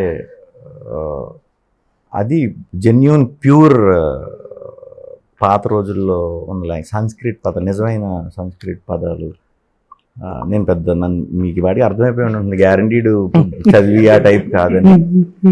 సో ఆ కింగ్ది 6 minutes మోనోలాగ్. అది ఒక మంచి యాక్టివిటీతో ఆ పూల్ దగ్గర మామూలుగా సింగిల్ షాటే ప్లాన్ చేద్దాం, చేస్తే సింగిల్ షాటే చేద్దామని మనం ఎప్పుడు ప్రామిస్ చేస్తాం మనోడికి. ఓకే, ఇప్పుడు పంపరా అంటే సంస్కృతి ఉంటుంది అంటే పంపరా అంటే పంపట్లే, అది మాత్రం రాస్తాను చాలా తక్కువ టైం ఉంది, ఇంకా నాకు 1 month ఉందన్నప్పుడు పంపాడు.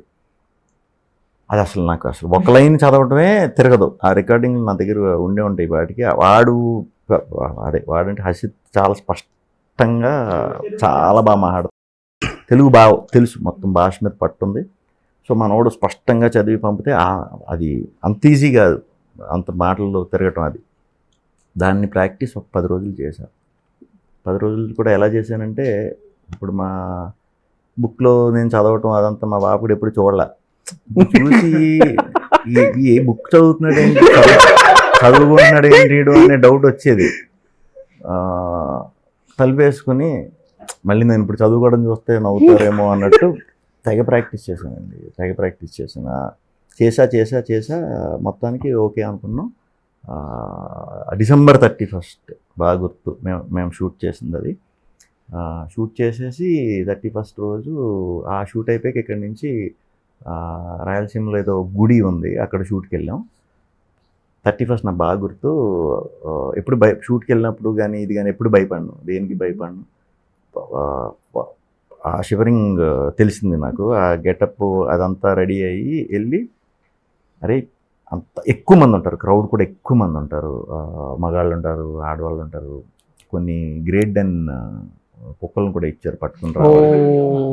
సో వాటికి పాపం ఆ స్టెప్స్ అయ్యి దిగేటప్పుడు కంట్రోల్ ఉండదు, కానీ నేను వాటిని ఆపాలి ఒక పక్క ఇది చూపించాలి, వీటిని వదలాలి, డ్రెస్ తీయాలి, ఇక్కడి నుంచి డైలాగ్ మొదలుపెట్టి ఆ చివరికి వెళ్ళి చంపేసి దూకేయాలి. ఇది సింగిల్ షాట్ అయితేనే బాగుంటుంది, కానీ అచీవ్ చేయగలుగుతామా లేదా అనేది వాళ్ళందరూ బాగానే కాన్ఫిడెంట్గా ఉన్నారు. నాకు సింగిల్ షాట్ చేద్దాం అనుకున్నది ఆగిందంటే ఆ రోజు పని అవ్వదు. ఆ రోజు 100% మీకు అంటే నెంబర్ ఆఫ్ టేక్స్ అవుతూనే ఉంటాయి. రైట్, అంటే వర్క్ ఎక్కువైపోతుంది, సెటప్ కూడా మార్చుకోవాలి, ఇదంతా వేరేగా వెళ్ళిపోతుంది. సింగిల్ షాట్లో చేస్తాం. సెట్ అంతా క్లాప్స్, బయటకు వచ్చేసాం. ఆ కింగ్ క్యారెక్టర్ కోసం నేను కొద్ది రోజులు సెపరేట్గా కొంచెం మళ్ళీ బాడీ ట్రైనింగ్ వేరియేషన్ కోసం ట్రైన్ చేసి ఏం తినలా 2 months 3 months అంటే చాలా తక్కువ తిన ఇమ్మీడియట్ మన వాళ్ళకి అప్పుడు సారథి స్టూడియోస్లో చేసాం, సెట్ వేసుకుని చేసాం. ఎక్కడ బిర్యానీ దొరుకుతుంది, ఏది దొరుకుతుంది, తెచ్చేయండి వర్క్ అయిపోయింది, ఆ సీన్ అయిపోయింది. నాకైతే ఫుల్లీ సాటిస్ఫైడ్ అయిపోయింది అని కూర్చున్నాం. తీసుకొచ్చి చూపిస్తున్నారు, ఓకే బయలుదేరిపోదాం అంటే ఇంకా ఏం రావట్లేదు అంటే ఆ రోజు 31st ఫుల్ బిజీ అండి పాపం, అన్ని రెస్టారెంట్లు అన్నీ బిజీ, అంతా వెయిటింగ్ అని అంట. సరే వెళ్తా చూసుకుందాం అని ఆనందంలో మేము కబుర్లు చెప్పుకుంటా, నేను హర్షిత్ ఎక్కడండి అది నంద్యాల దగ్గర ఏదో టెంపుల్, ఒక 4.5 hours 5 hours పట్టింది. ఎక్కడ ఆగలేదు, ఓన్లీ ఆ సీన్ గురించి మాట్లాడుకుంటా అది మన ఆన్లైన్ ఇది ఉంటుంది కదా చూసుకుంటానే ఇంక దీని గురించి డిస్కషన్లో ఆ ఊపులోనే వెళ్ళిపోయాం అన్నమాట ఊరు వరకు. చాలా మంచి సాటిస్ఫాక్షన్ ఇచ్చింది నాకు అది. అది ఫుల్ సీన్ వదిలితే బాగుండును, వదులుతాం, బాగా గుర్తు చేశారు. పట్టించుకోలేదు మళ్ళీ తర్వాత. అది 3.5 minutes ఎంతకో దాన్ని లెంత్ వల్ల కొంచెం చేయవలసి వచ్చింది. అది ఫుల్ సీన్ వదులుతాం, క్రేజీగా ఉంటుంది అది. ట్రై చేయండి ఆ డైలాగ్ లైవ్, మీకు ఏమన్నా తిరుగుతాయేమో. కరిబిక్ తిరిగింది, గిరిబిక్ తిరిగింది. కరిబిక్ అంటే ఏంటో తెలుసా? చెప్పారు నా ఇంటర్వ్యూలో ఎక్స్ప్లెయిన్ చేశారు. ఫస్ట్ గడికి చెప్తే ఒక అరగంట ఎక్స్ప్లెయిన్ చేస్తారు. కాదు మంచి అర్థం ఉన్న. నా ఇంటర్వ్యూ గలాట తెలుగు ఇంటర్వ్యూ చూడండి, దాంట్లో ఉంటది కరిబిత్ గిర్బిత్ గురించి 20 minutes ఉంటది. సెకండ్ క్వశ్చన్ రిమైండ్ సెకండ్ ఇదో అది ఎలా అడిగినా సింగిల్లో ఉండే అడ్వాంటేజ్లు సింగిల్ దీంట్లో ఉంటాయి, దీంట్లో అన్నిట్లో పాజిటివ్స్ నెగిటివ్స్ ఉంటాయి. బట్ ఈ సినిమా కాన్సెప్ట్ సింగిల్ కాబట్టి ఇప్పుడున్న జనరేషన్ సింగిల్ థాట్స్ ఎలా ఉన్నాయి అనేది తెలుసుకుని షాక్ అయిపోతూ ఉంటాను ఈ సినిమాలో. అంటే ఈ సినిమాలో నేను కిషోర్ గారు 80s కిడ్, నేను 90s కిడ్, కేటిగా millennium kid, Ivana Gen Z kid. So మాకు ఆ జెన్జీ కిడ్ చేసే ఇవన్నీ కూడా అంటే ఇప్పుడు వాడుతున్న టర్మినాలజీ, భాష, వాళ్ళు ఆ కోడ్స్ ప్లస్ వాళ్ళ స్ట్రాంగ్ బాండింగ్, అదే ఇప్పుడు లవ్లు అది ఇదివరకులా అంత డీప్ లేవు, తక్కువసేపు ఉంటున్నాయి. సో అవన్నీ కొంచెం నాకు కొత్త, ఇలా ఉందా బయట అంటే ఇలాగే ఉంది బయట. మరి ఇప్పుడు వాళ్ళ కోసమే తీయలేదు నేను, వాళ్ళని నీట్గా చూసుకుంటే అందరూ పెద్దవాళ్ళు చూసేలా కూడా అంతే.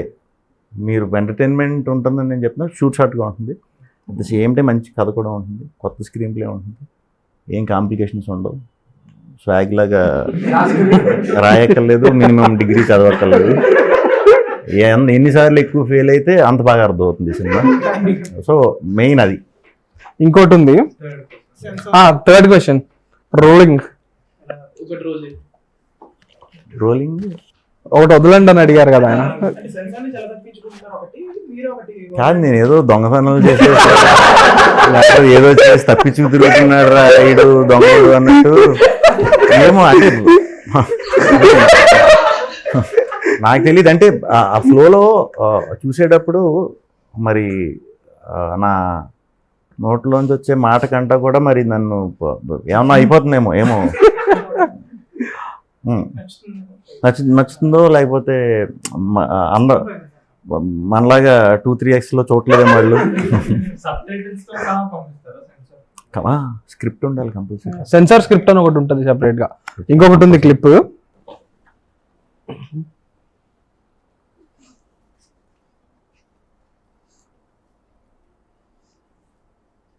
హాయ్ అండి, నేను అంటేనే మీకు అర్థమైపోయి ఉంటది ఎవరన్నది. సో పవన్ సార్ మీ కామెడీ టైమింగ్ కి ఉన్న ఎంతో మంది ఫ్యాన్స్ తో పాటు నేను బిగ్గెస్ట్ ఫ్యాన్ ని. ఫస్ట్ ఫిలిం నుంచి మీ కామెడీ టైమింగ్ కి I'm huge fan of yours. And అందరూ అడిగే క్వశ్చన్, అండ్ చాలా మంది సోషల్ మీడియాలో మిమ్మల్ని అడుగుతూ ఉండొచ్చు, అండ్ నన్ను కలిసిన వాళ్ళు కూడా చాలా మంది అడుగుతూ ఉండొచ్చు. అండ్ క్వశ్చన్ కన్నా అదొక రిక్వెస్ట్ లాంటిది. విష్ణు అన్న ఎక్కువ ఎక్కువ ఎక్కువ కామెడీ సినిమాలు ఇంకా ఎక్కువ చూడాలనుంది. ఆ కామెడీ టైమింగ్ ఉన్న హీరోలు ఇప్పుడు ఎక్కువ తెలుగులో మిస్ అవుతున్నారు. సో ఆ కామెడీని విష్ణు అన్నని వదలద్దని చెప్పండి అని చెప్తూ ఉంటారు. సో మీకు ఇది ఎలా అనిపిస్తూ ఉంటుంది? ఏదో కాంప్లిమెంట్ లాగా ఉంటుందా, ఏదో ఎక్స్ట్రా బర్డెన్ లాగా ఉంటుందా, ప్రెషర్ లాగా ఉంటుందా? ఎందుకంటే కామెడీ జానర్ అనేది ఎంత కష్టం అనేది నాకు తెలుసు. బట్ మీకు ఎలా అనిపిస్తూ ఉంటుంది? దాన్ని ఒక ప్రెషర్లా ఫీల్ అవుతుంటారు, ఒక బర్డెన్లా తీసుకుంటారా, లేకపోతే ఒక రెస్పాన్సిబిలిటీలా తీసుకుంటారా? So I just want to hear from you.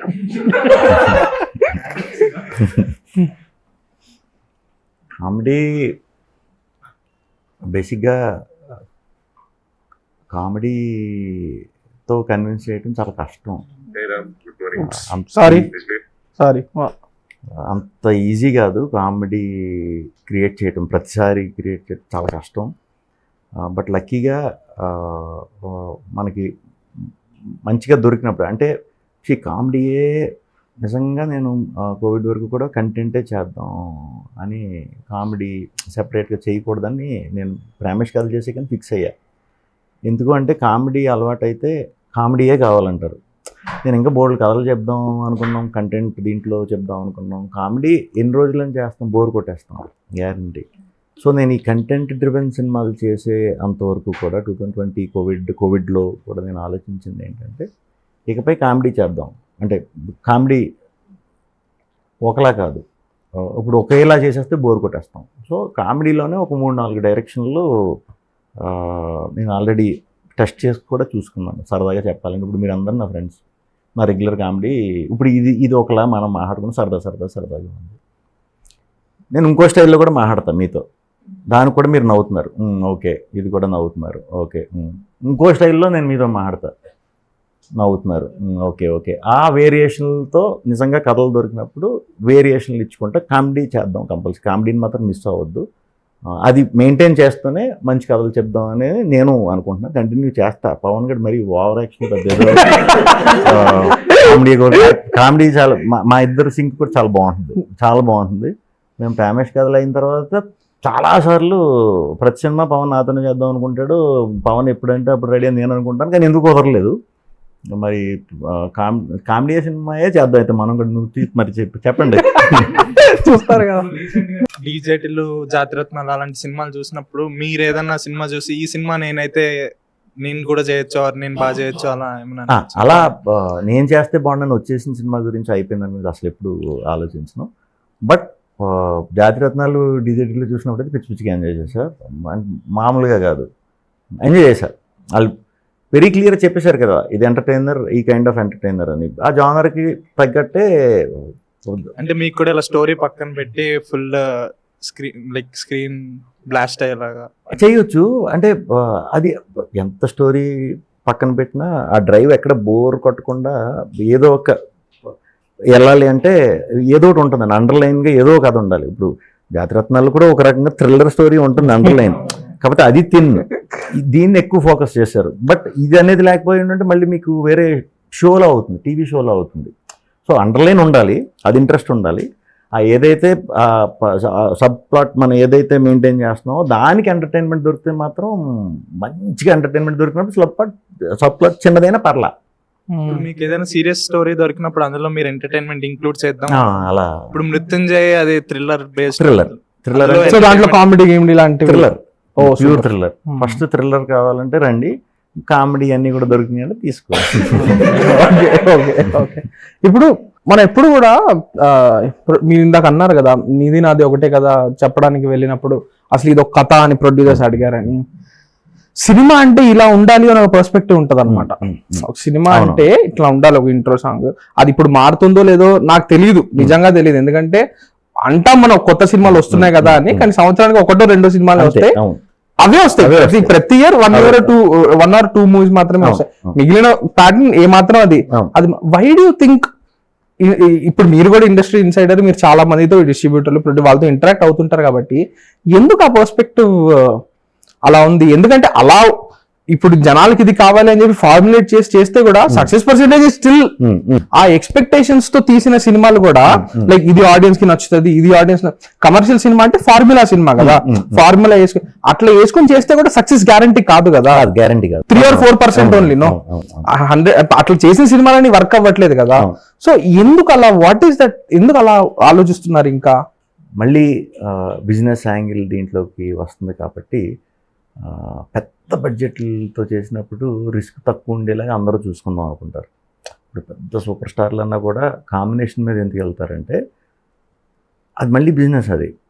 So కొత్తోడితో వెళ్ళడం కంటే ఆల్రెడీ ప్రూవ్డ్ దీంతో వెళ్ళినప్పుడు మినిమం బిజినెస్ అనేది ఉంటుంది, మినిమం ఇది అనేది ఉంటుంది ఇర్రెస్పెక్ట్ ఆఫ్ రిజల్ట్. వాళ్ళు కూడా కంప్లీట్ కొత్తగా చేసేస్తే, కొత్తగా చేసినప్పుడు ఎప్పుడు ట్రై చేసినా ఛాన్సెస్ ఎలా ఉంటాయో అందరికీ తెలుసు. సో ఆ రిస్క్ చేసినప్పుడు మనీతో కూడుకున్న ఇది కాబట్టి మినిమం ఫార్మాట్ లేకపోతే మినిమం కాంబినేషన్ ఇవి చూసుకుని వెళ్తారు. అది వెరీ కామన్. అంటే రిస్క్ చేయటం అంటే అంత అందరూ చేయలేరు, ఎప్పుడో ఒకటి అలా తగులుతుందేమో. కానీ రిస్క్ చేద్దాం, దిగి చేద్దాం అనేది కొత్తగా వచ్చినప్పుడు యంగ్స్టర్స్ కానీ లేకపోతే ఫ్రెష్గా ఎంటర్ అవుతున్న డైరెక్టర్లు కానీ యాక్టర్లు కానీ వాళ్ళకి ఎక్కువ ధైర్యం ఉంటుంది. ఏంటది కొత్త అటెంప్ట్ చేసేద్దాం అంటే ఫార్ములా సినిమాకి ఫార్ములా లేదు. బేసిక్గా చెప్పాలని అసలు మనం అనుకుంటాం. ఇప్పుడు ఒక విరూపాక్ష హిట్ అయింది కాబట్టి అందరూ అదే చేస్తున్నారు. మనకేమీ లేదండి, ఏ జానర్కి ఆ జానర్కి ఫ్యాన్స్ ఉన్నారు, ఏ జానర్కి ఆ జానర్కి అదే ఫ్యాన్స్ ఇన్ ద సెన్స్ ఇష్టపడేవాళ్ళు. కమర్షియల్ సినిమాకి ఆడియన్స్ ఎక్కువ ఉన్నారు, ఫ్యామిలీ సినిమాలకి ఆడియన్స్ ఎక్కువ ఉన్నారు. కానీ ఇప్పుడు థియేటర్లకు ఎవరు ఎక్కువ వస్తున్నారు? యూత్ వస్తున్నారు. యూత్ ఎందుకు వస్తున్నారు? యూత్ సినిమాలు వస్తున్నాయి కాబట్టి యూత్ వస్తున్నారు. ఫ్యామిలీలు తీయండి అందరూ. అంటే ఫ్యామిలీ అనేది మళ్ళీ రిలీజ్ టైమింగ్ కూడా చాలా ఇంపార్టెంట్. మనకి ఫ్యామిలీ అంతా కలిసి ఇది చేసుకునేది పండగలప్పుడు. సో పండగలకి ఫ్యామిలీ సినిమా వచ్చినప్పుడు అందరూ ఎంజాయ్ చేయడానికి వెళ్తాం, మాస్ సినిమాలు అంతే. మాస్ సినిమాలు అంటే పెద్ద పెద్ద హీరోలు ఈ పండుగలకు వచ్చినప్పుడు మనం ఒక సెలబ్రేషన్ లాగా వెళ్తూ ఉంటాం. సో ఫ్యామిలీ సినిమాలకి ఉన్నారు ఆడియన్స్, థ్రిల్లర్ సినిమాలకి ఆడియన్స్ ఉన్నారు, దానికి సెపరేట్ ఆడియన్స్ ఉన్నారు. మనం ఏ జానర్ చేస్తున్నామో అంటే రెగ్యులర్ ఫార్మేట్ ఇదంతా పక్కన పెడితే ఏ జానర్ చేస్తున్నామో ఆ జానర్ సినిమా ఆ జానర్ ఆడియన్స్ నచ్చిందా లేదా అన్నది క్వశ్చన్ అంతే. అంతేగాని సినిమాకి ఒక రూల్ పెట్టుకొని ఇలాగే తీయాలి, ఇక్కడ సాంగ్ ఉండాలి, అక్కడ ఉండాలి అనేది ఆ క్యాల్కులేషన్స్ చాలామంది చేస్తారు. దాంట్లో కూడా 100% గ్యారంటీ లేదు. బట్ ఎందుకు చేస్తున్నారు ఫార్ములా ఇది వేసుకుని అంటే నేను చెప్పిన ఏదైతే ఆ మార్కెట్ ఆస్పెక్ట్ ఉంటుందో దానివల్లే చేస్తారు. విష్ణు గారు, ఒక 10 years బ్యాక్ తో పోలిస్తే ఇప్పుడు film business has become much more fickle కదా. అంటే ఇప్పుడు ఆడిన సినిమా 1000 కోట్లు చేస్తుంది, ఆడిన సినిమా వాష్ అవుట్. లైక్ డే 1 రోజు పీపుల్ ఆర్. నేను ఒక దిల్ రాజు గారిది 2012లోనో 13లోనో ఆయన ఇచ్చిన ఒక ఇంటర్వ్యూ చూస్తుంటే అందులో ఆయన చెప్తున్నారు, అప్పుడు ప్రకాష్ రాజ్ గారి ధోని అని ఒక మూవీ వచ్చింది కదా, ఆ మూవీ అంట day 1 it had only 20 to 25% occupancy, చాలా తక్కువ వచ్చిందండి ఆక్యుపెన్సీ అని చెప్పారు. 20 to 25 occupancy is considered decent today for a film. ఏంటి ధోని లాంటి అట్లాంటి చిన్న సినిమా which doesn't feature a big star, అలాంటి సినిమా కాంటెంట్ సినిమా అంటారు, అటువంటి సినిమాకి ఈ రోజు ఆ 20-25% ఆక్యుపెన్సీ వస్తే ఇట్ ఈస్ కన్సిడర్డ్ డీసెంట్. కానీ అప్పట్లోనే దే సెడ్ 25% ఇస్ నాట్. ఇప్పుడు నేను కొన్ని సినిమాకి వెళ్తుంటా, డే 1 షోస్ క్యాన్సిల్ అయిపోతుంటాయి, డే 1 మల్టీప్లెక్సెస్ లో ఫస్ట్ షో 10 AM షోకి జనాలు ఉండరు. అంటే మై పాయింట్. బట్ ఒక కల్కి ఒక పుష్ప వస్తే వీఆర్ విల్లింగ్ టు పే 1500 అయినా పెట్టి వెళ్ళడానికి. నేను గ్రహించింది ఏంటంటే ఏమో ఇది తప్పు అయ్యి ఉండొచ్చు, తప్పు అయితే వేరేగా తీసుకోకుండా ఎవరు కూడా. నేను మెయిన్ ఇది డబ్బులు పెట్టి సినిమాకి రావటం లేకపోతే థియేటర్లో చాలా ఎక్కువ రేట్లు అయిపోయినాయి అని ఆగిపోవటం అదంతా కాదండి. నాకు తెలిసి ఆడియన్స్ టైంకి ఎక్కువ ప్రిఫరెన్స్ ఇస్తున్నారు చెప్పాలంటే. వాళ్ళు అంత టైం 2 hours టైం వేస్ట్ చేసుకుని ఒక చెత్త ఇన్ ద సెన్స్ ఏదో సినిమా చూడటం కంటే ఇంట్రెస్ట్ లేని సినిమా బేసిక్గా ఏ ఫోన్లోనో బోల్డ్ ఎంటర్టైన్మెంట్ ఇవి వచ్చేసినాయి కాబట్టి టైం వేస్ట్ చేసుకోవట్లేదు అంతే. మనం నిజంగా అక్కడ బాగుంది మంచిగా ఉంది అన్నారంటే రావడానికి విపరీతంగా ఉంది. అందుకే అంతంత ఎక్కువ వచ్చేస్తున్నాయి మనకి. వస్తే పట్టుకొని 1000 కోట్లు దానివల్లే నేను అనుకోవటం.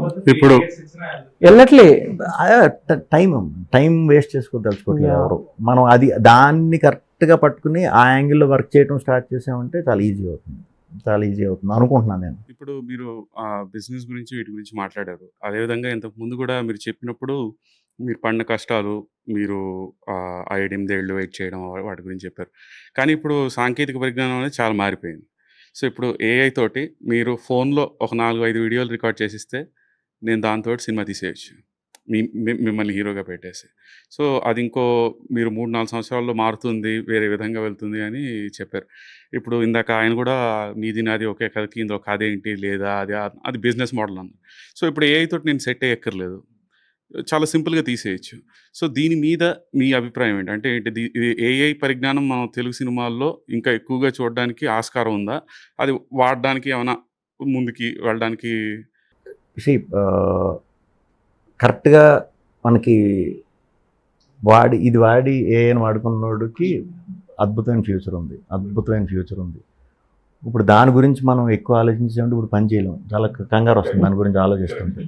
బట్ కరెక్ట్గా మన బ్రెయిన్ ఉంది అంటే కనుక ఏఐని వాడామంటే అదిరిపోతుంది. మీకు ఓవరాల్ చూసుకున్న యానిమే ఫిలిమ్స్కి స్లోగా మార్కెట్ చాలా బాగా పెరగటం స్టార్ట్ అయ్యింది బయట వరల్డ్ వైడ్ చూస్తే. సో వన్స్ ఇప్పుడు వస్తున్న జనరేషన్ ఏదైతే ఇప్పుడు చిన్నపిల్లలు ఒక 10-15 ఏళ్ళ వయసు పిల్లలకి మనం ఆ వయసులో మనకి ఏం తెలియదు అప్పుడు. ఇప్పుడు 15 ఏళ్ళ పిల్లవాడిని కలిస్తే వీడికి నాకంటే ఎక్కువ తెలుసా అన్నట్టు మనం అనుకుంటున్నాం. అట్ ద సేమ్ టైం ఆడేమనుకుంటున్నాడంటే వీడికంటే ఎక్కువ గ్యారెంటీ నాకు తెలుసు అని అనుకుంటున్నాడు. అంత ఫిక్సేషన్ వచ్చేసింది. సో ఈ ఫాస్ట్ దీంట్లో వీళ్ళు చూసే ఎక్కువ సోషల్ మీడియాలో కొరియన్ ఫిల్మ్స్కి ఎక్కువ కనెక్ట్ అయిపోతున్నారు. ఎందుకంటే మన ఎమోషన్ వాళ్ళ ఎమోషన్ కొంచెం దగ్గరలో ఉంటుంది కాబట్టి ఈ కొరియన్ ఫిల్మ్స్కి ఎక్కువ అట్రాక్ట్ అవుతున్న ప్రాసెస్లో పొరపాటున ఈ కమింగ్ జనరేషన్లో చిన్నప్పుడు మనం కార్టూన్ చూపించేవారు కదా, ఆ కార్టూన్ ఇంప్రెషన్ కనుక 7 ఏళ్ళు 8 ఏళ్ళు దాటిన తర్వాత స్లోగా మారుతారు. వాళ్ళు మారకుండా అదే కనుక కంటిన్యూ అయ్యి వాళ్ళు కానీ 10 ఏళ్ళకి యానిమే సినిమాలు చూడటం మొదలు పెట్టారంటే చాలా పెద్ద ప్రమాదంలో మనం పడబోతున్నాం ఖచ్చితంగా. అంటే అది కాదు నేను చెప్పేది ఏంటంటే, ఇప్పుడు మీరు మీ వాయిస్ ఉంది, పబ్లిక్ డొమైన్లో మీ వాయిస్ ఉంది. ఇప్పుడు ఇంటర్వ్యూ యూట్యూబ్లోనే ఎక్కడో ఉంటుంది, ఇలా చాలా వీడియోలు ఉన్నాయి. నేను నా ఏ మోడల్ని దాని మీద ట్రైన్ చేసుకుంటాను. ఒక యానిమే సింపుల్గా నేను క్రియేట్ చేసుకుంటూ శ్రీ విష్ణు వాయిస్ పెట్టుకుంటాను. నేను హ్యాపీగా చేసుకోవచ్చు. దానికి మనకు ఒక కొత్తది వచ్చింది, ఇది మరి బయటికి చెప్పాలో లేదో తెలీదు. ఫుల్ ఇంకా మనం అంటే దీనికి అర్థమయ్యేలా చెప్తాను, ప్రాసెస్ అదంతా తర్వాత మాట్లాడదాము. నన్ను పైనుంచి కిందాక స్కాన్ చేసేసుకుంటారు, నాది ఇంత రైట్స్ అన్నట్టు నా పేరు మీద ఉంటుంది. నేను వెళ్ళి వర్క్ చేయక్కర్లేదు, నేను ఓకే నాది వాడుకోవచ్చు అనుకుంటే ఇచ్చేస్తాను. దీనివల్ల ఏమవుతుందంటే కొత్తగా వచ్చేవాళ్ళు పరిస్థితి ఏంటి, ఇప్పుడు ఫ్రెష్గా వచ్చేవాళ్ళ పరిస్థితి ఏంటి? సో ఓన్లీ యాక్టింగ్ దీని మీద పడుతుందా, లేకపోతే ఓవరాల్ టెక్నికల్ దీని మీద పడుతుందా? ఒకవేళ అలా పడితే సినిమా ఒకటే కాదు, ప్రతి ఇండస్ట్రీకి అది పెద్ద ఇది అయిపోతుంది. బట్ ఫ్యూచర్ అదే అంటున్నారు కాబట్టి దాని గురించి డీప్గా తెలుసుకునే ప్రాసెస్ చేస్తే మరి ఏమన్నా మనకి ఐడియాలు వచ్చి మారచ్చేమో. అంటే it is going to lead to different kind of creativity. అంటే ఇప్పుడు మనం చూడని కథలు, బయటకు వెలుగులోకి రాని కథలు, కొన్ని కొత్త కథలు అవన్నీ ఇప్పుడు అవి బయటకు రావాలి. ఇందాక మీరు చెప్పినట్టు స్వాగ్ లో నేను సినిమా చేసి సిరీస్ అనుకున్నాం అనేది, మీరు సిరీస్ చేయక్కర్లేదు. మీ స్కాన్ ఇచ్చేస్తే అది సిరీస్ చేసుకోవచ్చు, మీరు సినిమాలు చేసుకోవచ్చు. అది కాకుండా ఇప్పుడు ఏంటంటే ఇది మీరు రైట్స్ ఇస్తున్నారు ఒకళ్ళకి, అలా ఇవ్వకుండా నేను పబ్లిక్ డొమైన్ లో నేను నా అందరికి చేసుకున్నాను. ఇప్పుడు there are no laws around that. So what is your feeling about that? If somebody were to use it, అది రకరకాలుగా వాడచ్చు, అది అబ్జెక్షనబుల్ గా వాడచ్చు. అది మొన్న రీసెంట్ గా కూడా ఒకసారి జరిగింది, అది అబ్జెక్షనబుల్ గా వాడారు. లేదండి, దాంట్లోనే ఏదో రైట్స్ వస్తున్నాయి అనుకుంటా ఆ సబ్జెక్ట్ మీద. అవి నాకు తెలిసి ఖచ్చితంగా డిజిటల్ లాస్ అనేవి ఎవాల్వ్ అవుతాయి, ఎంటర్టైన్మెంట్ లాస్ అనేవి దానికి అవి ఆల్రెడీ ఉన్నాయి. ఇప్పుడు అనిల్ కపూర్ లాంటి వాళ్ళు, హాలీవుడ్ లో అమితాబ్ బచ్చన్ వాళ్ళందరూ ఆల్రెడీ చేంజ్ చేసుకున్నారు దట్ యూ కాంట్ యూజ్ నాకు తెలియకుండా నా వాయిస్ కానీ ఇది వాడకూడదని. ఇందాక మీరు స్టార్టింగ్ లో చెప్పారు కదా యానిమే ఒకటి, అంటే ఈయన చెప్పారు యానిమేకి జనాలు ఎక్స్పోజ్ అవుతున్నారు. అండ్ ఇందాక మీరు చెప్పిన ఒక పాయింట్ దాన్ని కనెక్ట్ చేయాలంటే టైం గురించి ఒక పాయింట్ చెప్పారు. దట్ జనాలు ఇప్పుడు ఫోన్ లోనే నేను నిజంగా కొన్ని వీడియోస్, కొంతమంది యూట్యూబర్స్ నేను ఫాలో అవుతా, they drop 1 hour videos. Patrick H Williams అని ఒక ఆయన ఉంటాడు, హీ టాక్స్ అబౌట్ ఫిల్మ్స్. ఆయన నెలకు ఒక వీడియో పెడతాడు, 1.5 hour వీడియో పెడతాడు, 4K లో పెడతాడు. నాకు అది చూస్తుంటే ఇట్ ఈస్ యాజ్ ఒక ప్రాపర్ సినిమా చూసిన సాటిస్ఫాక్షన్ నాకు వస్తుంది. అలానే చాలా మంది యూట్యూబర్స్ ఇప్పుడు ప్రాపర్ కాంటెంట్ పెడుతున్న వాళ్ళు, నేను నా ఐప్యాడ్ లోనో నా ఫోన్ లోనో నేను ఇంత ఎంటర్టైన్ అవుతుంటే I don't see the need to go to the theatres, because వాళ్ళు అంత మంచి కాంటెంట్ ప్రొవైడ్ చేస్తున్నారు. థియేటర్కి వెళ్ళి డబ్బులు పెట్టి 3 hours టైం స్పెండ్ చేస్తే నాకు గ్యారంటీ కూడా లేదు. నేను ఇప్పుడు ఫిల్మ్ రివ్యూ చేయాలి కాబట్టి నేను వెళ్తా, I'm talking about other people. So ఇక్కడ 2 points, ఒకటి టైం, రెండోది యానిమే. ఇవన్నీ నేను చూసేది ఏంటంటే ఇప్పుడుండే స్టార్స్ ఎవరైతే ఉన్నారో these are the last set of stars. ఇంకా స్టార్స్ రారు, ఎందుకంటే ఆ YouTuber is a star and insta content creator is a star. ఒక సాలిడ్ జర్నలిస్ట్ ఎవరైనా ఉన్నారనుకోండి who's like breaking news, who's confronting. ఇప్పుడు టక్కర్ కార్ల్సన్ అని చెప్పి ఒక ఆయన ఉంటాడు యుఎస్ లో, he's a star. So he interviewed Putin and all. Joe Rogan is a star. Joe Rogan and all ఇండియాకి వస్తేనే ఆయన్ని చుట్టేస్తారు జనాలు. So I don't think star ఈ సెలబ్రిటీ అనేది జస్ట్ సినిమా నుంచి మాత్రమే రారు. సినిమా నుంచి ఇక అది చాలా తగ్గిపోద్ది అని నేను అనుకుంటున్నా. మీరు ఎలా చూస్తున్నారు? అంతే, ఇప్పుడు ఉన్న ఫాస్ట్ చూస్తే అది ఎన్ని రోజులు ఉంటుంది ఏమి లేదు, ఏదన్నా కొద్ది రోజులు ఉంటుంది, ఏదన్నా కొద్ది రోజులే ఉంటుంది. దాని మీద మనం వెరీ క్లియర్గా ఉన్నామంటే మనకు మొత్తం ఆన్సర్లు మనకు దొరికేస్తాయి. యూట్యూబ్ నుంచి ఓవర్ నైట్ సెన్సేషన్ అయిపోవచ్చు ఒకళ్ళు, అది ఎన్ని రోజులు ఉంటుంది ఇంపాక్ట్. ఆ టైంలో ఆ డ్యూరేషన్లో వాళ్ళని దేని కింద వాడుకుంటున్నారు, అతని మీద మళ్ళీ బిజినెస్ రన్ చేస్తున్నారు. అప్పుడు 1 month సెన్సేషన్ అయినప్పుడు ఆబ్వియస్లీ పబ్లిసిటీ కోసం చాలా వాటికి వాడుకుంటారు. అది ఎన్ని రోజులు నిలబెట్టుకునేది. ఆ ఎక్కువ రోజులు నిలబెట్టుకునే ప్రాసెస్ తగ్గిపోయే ప్రమాదం అయితే ఉంది. స్పాన్ ఎన్ని రోజులు ఇది స్టార్ కింద ఉంటాడో తెలియదు, అలా అయిపోయే ఇది చాలా ఫాస్ట్ గా అయిపోతుంది. ఇది వరకు ఎక్కువ రోజులు మనం గుర్తుపెట్టుకుని అది లేదు, స్లోగా తగ్గిపోతుంది. అది స్పాన్ తగ్గిపోతుంది. ఇది వరకు 300-400 సినిమాలు చేసేవారండి. సో నేను అడగాలనుకుంది ఏంటంటే, ఇప్పుడు ఇది కొంచెం సునిశ్చితమైన ప్రశ్న, సున్నితంగా అడుగుతాను. అంటే ఇప్పుడు స్వేచ్ఛ లేనిదే సృజనాత్మకత అనేది లేదు. ఇప్పుడు రైట్స్ అనేది ఇందాక ఆయన చెప్పినట్టుగా అనిల్ కపూర్ జక్కాస్ అనేది ఆయన నాది అని రైట్స్ తీసుకున్నారు. సో ఇప్పుడు ఈ స్వేచ్ఛ లేకపోవడం వల్ల, అంటే ఇప్పుడు నేను అబ్జెక్షనబుల్గా కాకుండా ఒక కామెడీ, మీరు తీసే మామూలు కామెడీలని నేను కామెడీ క్రియేట్ చేస్తాను. నా దగ్గర మిమ్మల్ని క్యాష్ చేసి మీతో సినిమా తీసేంత బడ్జెట్ లేదు, బట్ ఏ మోడల్లో తీసేంత బడ్జెట్ నా దగ్గర ఉంది. అబ్జెక్షనబుల్గా కాకుండా ప్రజలు మెచ్చుకునేటట్టు తీయగలుగుతాను అనుకోండి. అప్పుడు దాని మీద అది ఆ స్వేచ్ఛ ఉంటుందా ప్రజలకి, లేకపోతే ఇప్పుడు మీ రైట్స్ తీసుకోకుండా నేను అబ్జెక్షనబుల్గా కాకుండా మామూలు lovable content I made, so would that be accepted? What is your thought about that? మీరు నిజంగా చేద్దాం అనుకుంటున్నారు సార్ ఏమన్నా? అంటే వస్తాయా తెలుసుకోవడానికి? అంటే నా పర్సనల్ గా మీరు అడిగారంటే మీరు నిజంగా నాకు ఇప్పుడు చెప్పినట్టే చేద్దాం అనుకుంటున్నారు, చేసుకున్నాను అంటాను. నాకు చూపించండి, ప్రమోషన్ కూడా వస్తానంటాను. నేను ఆ టైప్. అలానే అందరూ అలా ఉండాలని లేదు, ఒక్కొక్కళ్ళు ఒక్కొక్కలా ఆలోచిస్తారు.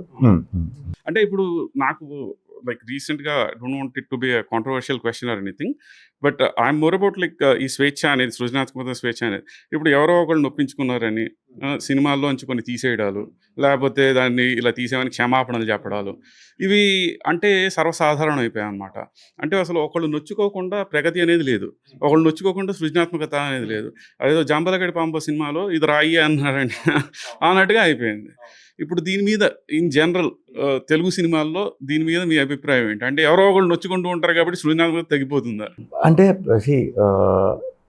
అందుకే దాన్ని మనం వివాదం అంటాం. అది ఎటు నుంచి ఎలా వస్తుందో తెలియదు. ఇప్పుడు ఈ సినిమాకి రావచ్చు, నెక్స్ట్ సినిమాకి రావచ్చు, అలా ఏదో ప్రతి సినిమాకి ఏదో ఒక వివాదం అప్పుడప్పుడు వస్తూ ఉంటుంది. కొన్ని పెద్దవి అయిపోతాయి.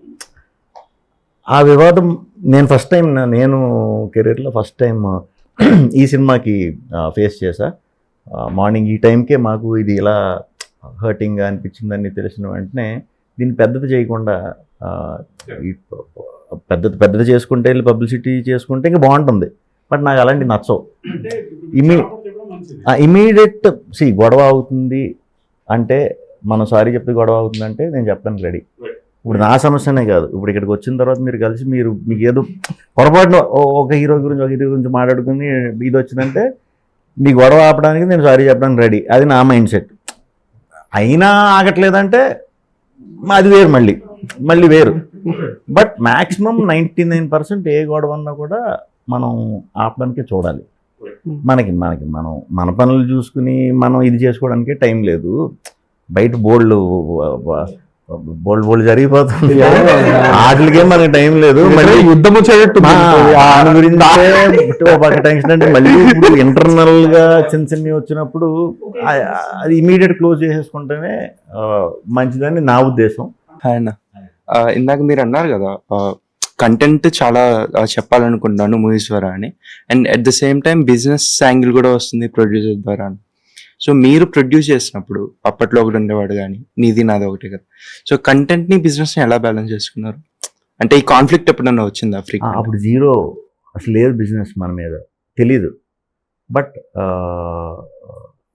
అప్పుడు ఎలా ఉండేది అంటే థియేటర్ సిస్టమ్ రూల్ ప్రకారం, ఆ రూల్ ప్రకారం అంటే సినిమా మీద ఆ టైంలో 2010, 2011 ఆ టైంలో ఓన్లీ సినిమా రెవెన్యూ, మొహాలు కూడా తెలియని సినిమాలు ఆడినా కూడా సినిమా రెవెన్యూ 70 లక్షల నుంచి 90 లక్షల మధ్యలో ఉండేది పర్ డే.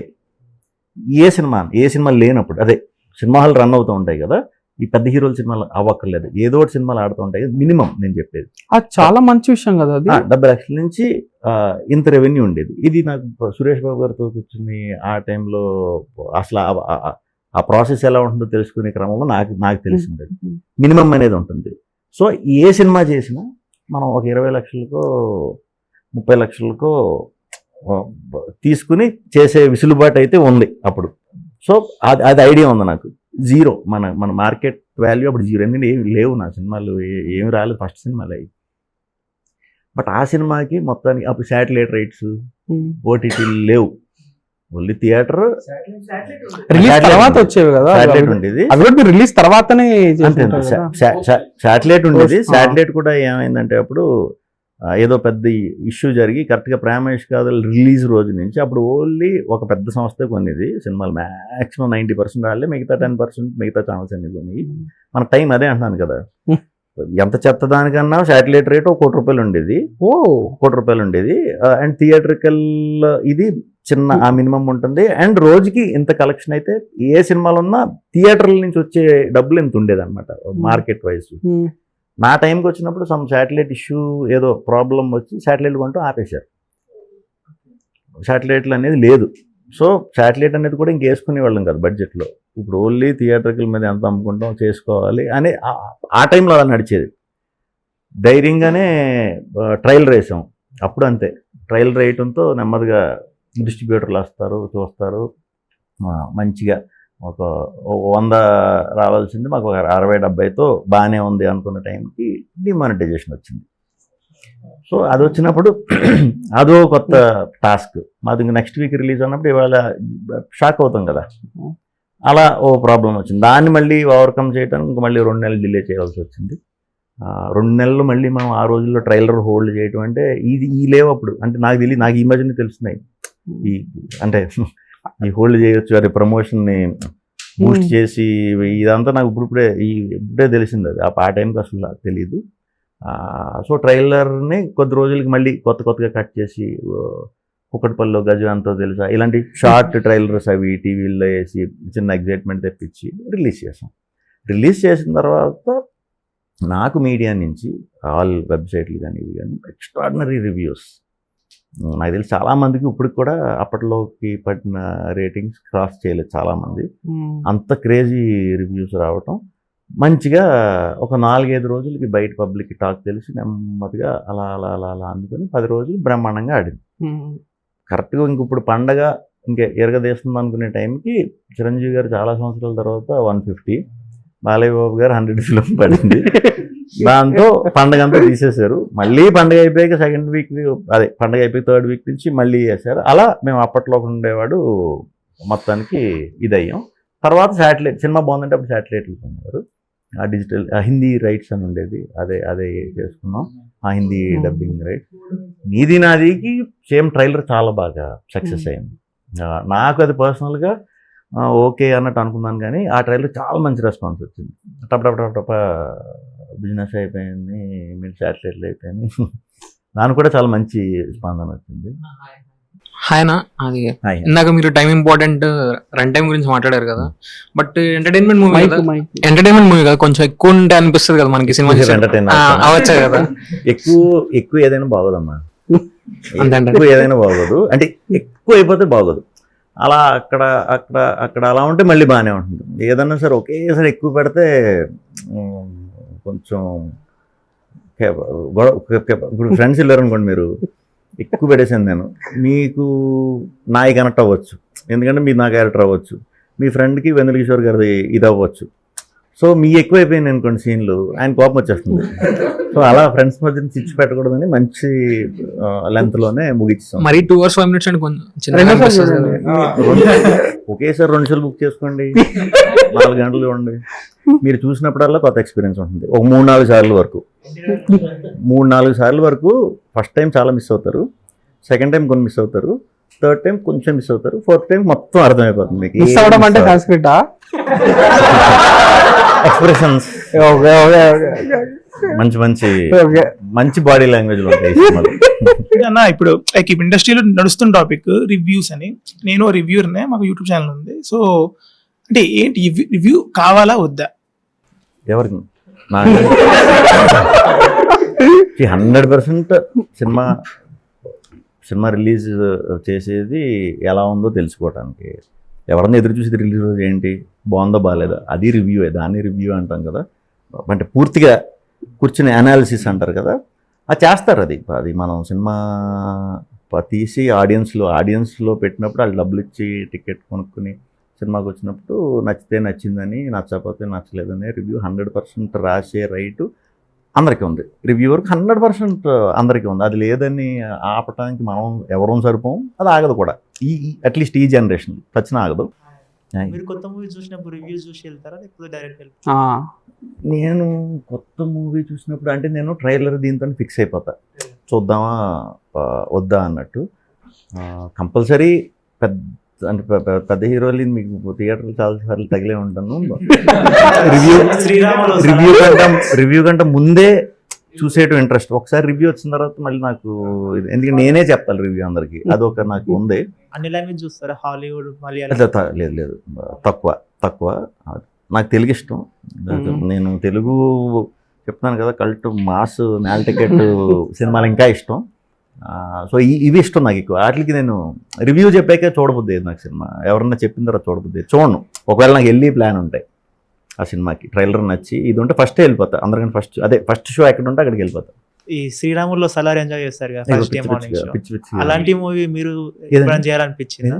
సలార్ లాంటి మూవీ మీరు ఎప్పుడైనా చేయాలనిపించిందా? ప్యూర్ మాస్ మొత్తం సలార్ లాగా అంటే అలాంటి మూవీ సలార్ కాదు, సలార్ లాంటి మాస్ మూవీ, ప్యూర్ మాస్ లాగా. స్టార్టింగ్ తెలియక యాక్టర్ అన్న వెంటనే 6 ప్యాక్ డ్యాన్స్లు ఇవన్నీ ఉంటాయి. తర్వాత ఏంటంటే కథ బట్టే అవసరం కాదు అనేది తెలుసుకున్నాను. సలార్ లాంటి సినిమా అయితే ఎవరో వదలరండి. కానీ సలార్ అది అంటే ఎవరికన్నా బాగుంటుంది, కానీ అందరికంటే బాగుండేది మాత్రం ప్రభాస్ గారు చేస్తాను ఆ సినిమా చేస్తారు. అన్న మీ బర్త్డే వచ్చేసి February 29th కదా మామూలుగా. అంటే ఫస్ట్ మీకు కొంచెం వచ్చాక తెలిసినప్పుడు అంటే ఎట్లా ఉండేది మీకు? అంటే 4 years ఒకసారి నేను అందరికీ అలాగే వస్తుంది అనుకునేవాడిని. వీళ్ళు ఏంటి వెంటనే వస్తుంది, నాదేంటి మరి 29 4 అలా చాలా డేట్లు ఉంటాయి మనం అనుకున్నా. కొద్ది రోజులు పోయాక తెలిసింది, ఓహో ఇది నా ఒక్కడిదే స్పెషల్. ఏం లేదు, దాని మీద కొంచెం దానివల్ల ఎక్కువ ఫోకస్ అయ్యేవాడిని నేను. ఇలాంటి వెరైటీ ఆటల వల్ల నేను ఎక్కువ చిన్నప్పటి నుంచి అలా ఫోకస్ అవుతూ ఉండేవాడిని. లెఫ్టీ నేను, right hand batting, left arm fast bowler. అదొక వెరైటీ నాకు. అలా ఎప్పుడు వెరైటీ డిఫరెంట్ అనేది చిన్నప్పటి నుంచి ఉంది. అదే సినిమాల్లో కూడా కంటిన్యూ అయింది. అన్న ఇప్పుడు మీరు ఒక ఆస్పైరింగ్ డైరెక్టర్, ఒక న్యూ ఏజ్ డైరెక్టర్ మీ దగ్గరకు వచ్చి స్క్రిప్ట్ చెప్తున్నారు అనుకోండి, మీరు దాంట్లో ఏ పాయింట్ చూసి యాక్సెప్ట్ చేయడానికి కానీ రిజెక్ట్ చేయడానికి కానీ కొన్ని ఇట్లా స్ట్రాంగ్ పాయింట్స్ ఏమైనా మీకు ఉంటాయా? ఏం పాయింట్స్? ఒక్క సెకండ్, ఇది రామబ్రాజ్ గారు కూడా ఒకటి పంపించారు.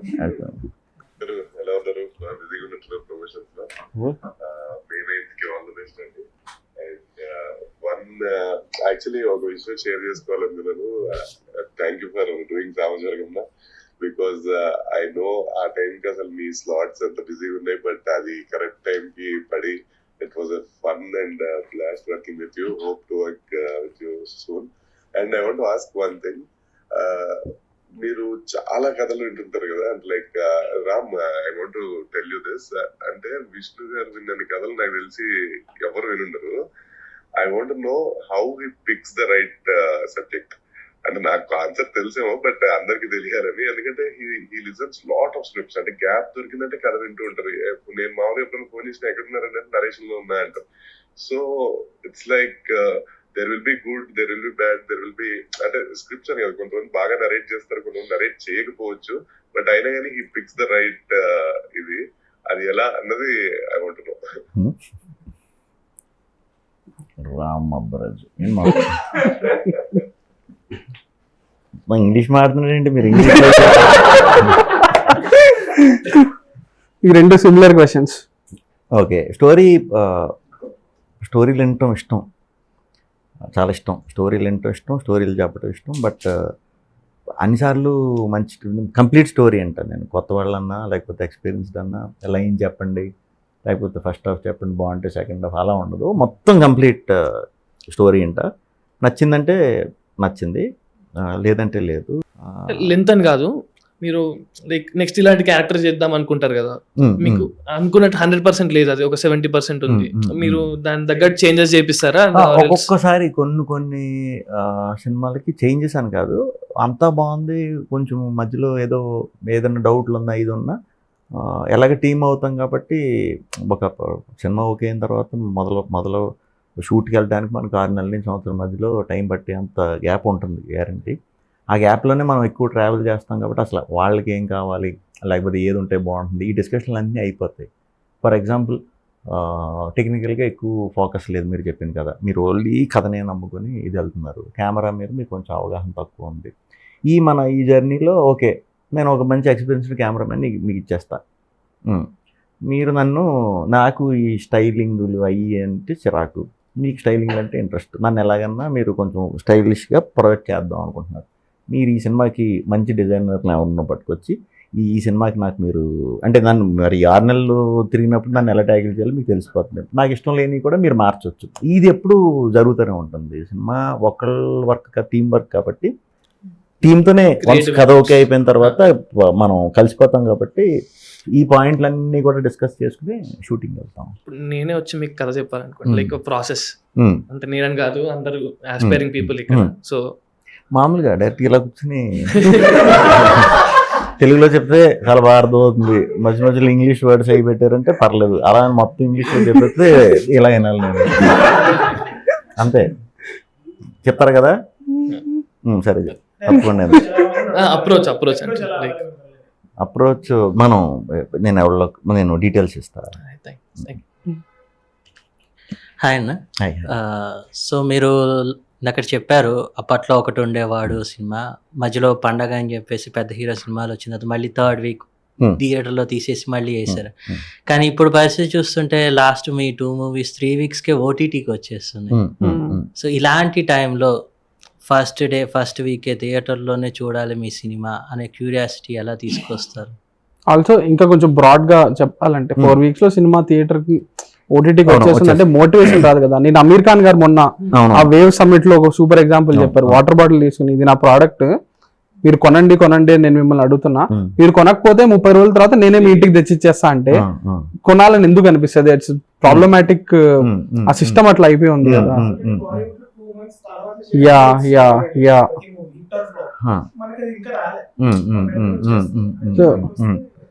వస్తే బాగుంటుంది. మరి 1 monthలోనే ఇది అయిపోతుంది అన్నప్పుడు ఇది ఒక్కళ్ళు సింగిల్గా మనం ఎన్ని ఆలోచన చేసినా దీని సొల్యూషన్ అవ్వదు. అది అందరూ కలిసి ఒకే మాట మీద ఉండి కంపల్సరీ అమ్మకూడదు అనే ఏమైనా రూల్ పెట్టుకోవాలి. అండ్ ఇంకోటి ఏంటంటే ఒక్కోసారి కొంచెం డబ్బులు ఎక్కువ ఇన్వెస్ట్ చేసేసి ఉన్నప్పుడు అది మన థియేటర్కల్గా వర్కౌట్ అవునప్పుడు ఆడు ఒక చిన్న ఆఫర్ చూపిస్తాడు. ఇలాగా చూపించినప్పుడు పాపం డబ్బులు అల్టిమేట్గా పోయింది కాబట్టి వీళ్ళు ఛాన్స్ తీసుకుంటారు. ఓకే 3 వీక్స్లో వేసేస్తానంటే ఇంకొంచెం ఎక్కువ డబ్బులు వస్తాయంటే పోయి ఆ లాస్ని రికవర్ చేయడానికి ఇలా జరుగుతూ ఉంటాయి. సో దీనికి ప్రాపర్గా స్ట్రిక్ట్గా రూల్స్ పెడదాము అంటే మరి అది అందరూ కలిసి డిసైడ్ అవ్వాలి. లేదంటే మీ అందరికీ కూడా ఓటీటీలో 3 వారాలకే చూడటం ఇబ్బంది అంటే చూడొద్దు. మీరు దానికి లాక్ పెట్టేసుకుని 2 నెలల తర్వాతే చూడండి. అంటే ఇప్పుడు లైక్ ఇప్పుడు ఓటీటీ ఉంది కదా, అది సినిమా బిజినెస్ చాలా డిస్టర్బ్ చేస్తుంది బయట వింటున్న ప్రకారం. అంటే దాన్ని బేస్ చేసుకునే కథలు రాసుకోవాల్సి వస్తుంది, షూటింగ్స్కి వెళ్ళిపోవాల్సి వస్తుంది. లైక్ మొన్న లాస్ట్ ఇయర్ ఆగస్ట్ 15th ఒక పెద్ద సినిమా ఆ కంగారుగా వచ్చి ఫ్లాప్ అయింది. సో ఇది ఎలా, ఇది ఎక్కడ అది టైం అంటే ఫస్ట్ టీవీ వచ్చినప్పుడు థియేటర్ పడగొట్టేసినాయి అండి. టీవీలో వచ్చినప్పుడు, తర్వాత సిటీ కేబుల్ వచ్చినప్పుడు, సిటీ కేబుల్ వచ్చినాయి ఎవరు వెళ్తారు సినిమాలకి, తర్వాత చూస్తున్నాం ఛానల్స్ వచ్చినాయి, ఛానల్ సీరియల్స్ వచ్చినాయి ఎవడు వెళ్తాడు సినిమాకి, తర్వాత అలా ఒక్కొక్కటి వస్తున్నాయి. తర్వాత టాటా ఏదో ఇది వచ్చింది సినిమాలు డైరెక్ట్ పెట్టుకుని D2H అది సినిమాలు అయిపోయినాయి అన్నారు. తర్వాత ఓటీటీ ఇంకా అసలు ఇంక లేదు అన్నారు. సో మీరు ఫస్ట్ నుంచి జాగ్రత్తగా చూసుకుంటా వస్తే సినిమా తప్ప అన్నీ మారుతున్నాయి. సో ఏం మారుతుందేమో, మనకు సినిమా తీసి వాళ్ళు ఉన్నంత బుర్ర, సినిమాల్లో ఉన్న వాళ్ళకి ఉన్నంత బుర్ర వాళ్ళు సినిమాని కాపాడుకోవటం కంటే ఎక్కువే ఉంది. వాళ్ళు కాపాడుకుంటారు, డెఫినెట్గా కాపాడుకుంటారు సినిమా వాళ్ళు అందరూ కలిసి. బట్ ఏదో ఒక ఇది స్ట్రైక్ అవ్వాలి. అదొకసారి అందరూ గ్రూప్ అయ్యి వర్క్ చేయడం స్టార్ట్ చేస్తే నాకు తెలిసి 1 సంవత్సరంకో 2 సంవత్సరాలకో సొల్యూషన్ దొరకకపోవచ్చు. ఓటీటీ ప్లాట్ఫామ్స్ వాళ్ళే థియేటర్స్ ని తీసుకుని, అంటే ఇప్పుడు నేను నెట్ఫ్లిక్స్ వాళ్ళే నెట్ఫ్లిక్స్ థియేటర్స్ చేసుకోవచ్చు. So then there won't be any problem, ఎందుకంటే వాళ్ళకి కూడా అదే కావాలి. నేను అనుకునేది ఈవెన్చువల్లీ అదే జరుగుతుంది అని నేను అనుకుంటున్నాను. అంటే మళ్ళీ మనం కార్పొరేట్ సిస్టమ్ని సినిమా బిజినెస్లోకి ఎక్కువ తీసుకొచ్చేసిన అది ఎటు రూట్ తీసుకుంటుందో తెలీదు.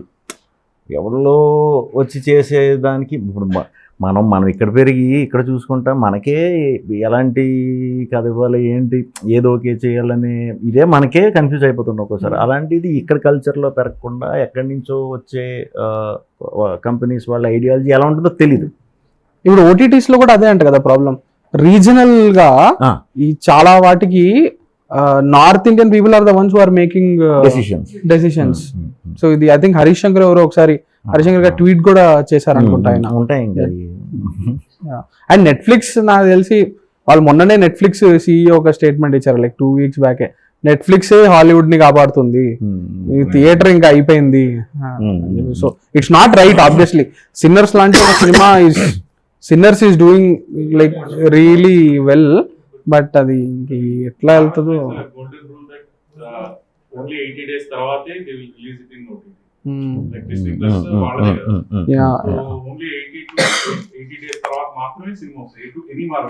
బట్ ఇప్పుడు I think Universal owns Peacock అనుకుంటా, వాళ్ళు 4 weeks కి పంపించేశారు చాలా సినిమాల్ని లాస్ట్ ఇయర్. సో ఈ 4 weeks వింటూ అక్కడ కూడా ప్రాబ్లం ఉంది. Yeah hello hi. ఇందాక స్వాగ్ టాపిక్ వచ్చినప్పుడు ఒక ఇంటర్వ్యూలో చెప్పారనమాట, మీరు విభూతి యంగర్ వర్షన్ వచ్చినప్పుడు వాళ్ళ ఇంటికి వచ్చి సింగిల్ టేక్ ఒక సీన్ ఉంటుంది కదా, అతన్ని షర్ట్ తీసి స్నానం చేయి అనే సీన్ ఉంటుంది కదా, దాంట్లో మీ అమ్మగారి క్యారెక్టర్ రియాక్ట్ అవ్వకపోతే ఆన్ ది స్పాట్ అప్పటికప్పుడు వాళ్ళ మీద అరిచేసి సీన్ డిస్టర్బ్ అవ్వకుండా చేశారని చెప్పారు కదా. అంటే ఒక యాక్టర్ గా ఫస్ట్ హిందీ ప్లేలో స్టేజ్ మీదకి అయినప్పుడు సడన్ గా పడిపోయినప్పుడు వెంటనే చుట్టుపక్కల అంతా కాన్షియస్ అయినప్పుడు, ఒక యాక్టర్ గా ఎమోషన్ సీన్ జరుగుతున్నప్పుడు చుట్టుపక్కల కాన్షియస్ గా ఉంటూ ఆ సీన్ డిస్టర్బ్ అవ్వకుండా సింగిల్ టేక్ లోనే కంప్లీట్ చేయాలనే థాట్ ఉంటుంది కదా, దాన్ని ఎలా బ్యాలెన్స్ చేయాలి ఒక యాక్టర్ గా? అంటే అది ఎప్పుడు ఎంత ఎక్స్పీరియన్స్ తో వస్తుంది, లేకపోతే ఆ కాన్షియస్ గా ఉండడం వల్ల మళ్ళీ డిస్టర్బ్ అవ్వకూడదు సీన్ మళ్ళీ? అది నాకు ఫేవరెట్ సీన్ అండి. స్వాగ్ సినిమా మొత్తంలోనే అది చాలా ఛాలెంజింగ్ సీన్, చాలా ఫేవరెట్ సీన్ అది. ఆ సీన్ అంతలా వర్క్ అవటానికి అది ఎరగదీయాలని ఫిక్స్ అయ్యి ఉన్నాను నేను. మన రోషన్ మనోడిని కూడా నేను గమ్ముని ఆర్టిస్ట్ని ఎవరిని డిస్టర్బ్ చేయటం, లేకపోతే సీన్ మనం ఇలా చేసేద్దాం అలా చేసేద్దాం అంత ఇదైపోయి పెద్ద మాట అండి. నేను రోషన్తో నాకు బాగానే ముందు అర్జున ఫల్గుణ చేసాను కూర్చోబెట్టే నువ్వు దా అని చెప్పి, ఇది one of the best scene అవుతుంది ఫ్యూచర్లో డౌట్ లేకుండా. చాలా బాగా రాశారు. మనం ఎంత బాగా చేస్తే మనకు అంత మంచి మెమరీ అవుతుంది. ఇది పొరపాటున ఏదన్నా నేను నిన్ను గుంజేటప్పుడు ఇది నీకు ఏదైనా ఇబ్బంది అయినా ఇమీడియట్ చెప్పు, నేను ఒక ఫ్లోలో చేద్దాం అనుకుంటున్నాను, ఇది నువ్వు నన్ను చూసి నిజంగా ఫీల్ అవ్వు, ఇంతే. నీకు మధ్యలో మరీ ఇది అయ్యిందంటే కొంచెం భరించు, ఎందుకంటే ఇది 1-2 సార్లు చేయగలుగుతాను. నేను చిన్న అబ్బాయి కదా, నేను అలా పట్టుకుని నాకు నచ్చదు అలాగా. ఎంత యాక్టింగ్ అన్నా చిన్నపిల్లలు, ఇప్పుడు మన ఒకే ఏజ్ వాళ్ళు అయితే వేరు, అందుకే ఒకసారి అయిపోతే బాగుంటుంది అనేది నా ఉద్దేశం.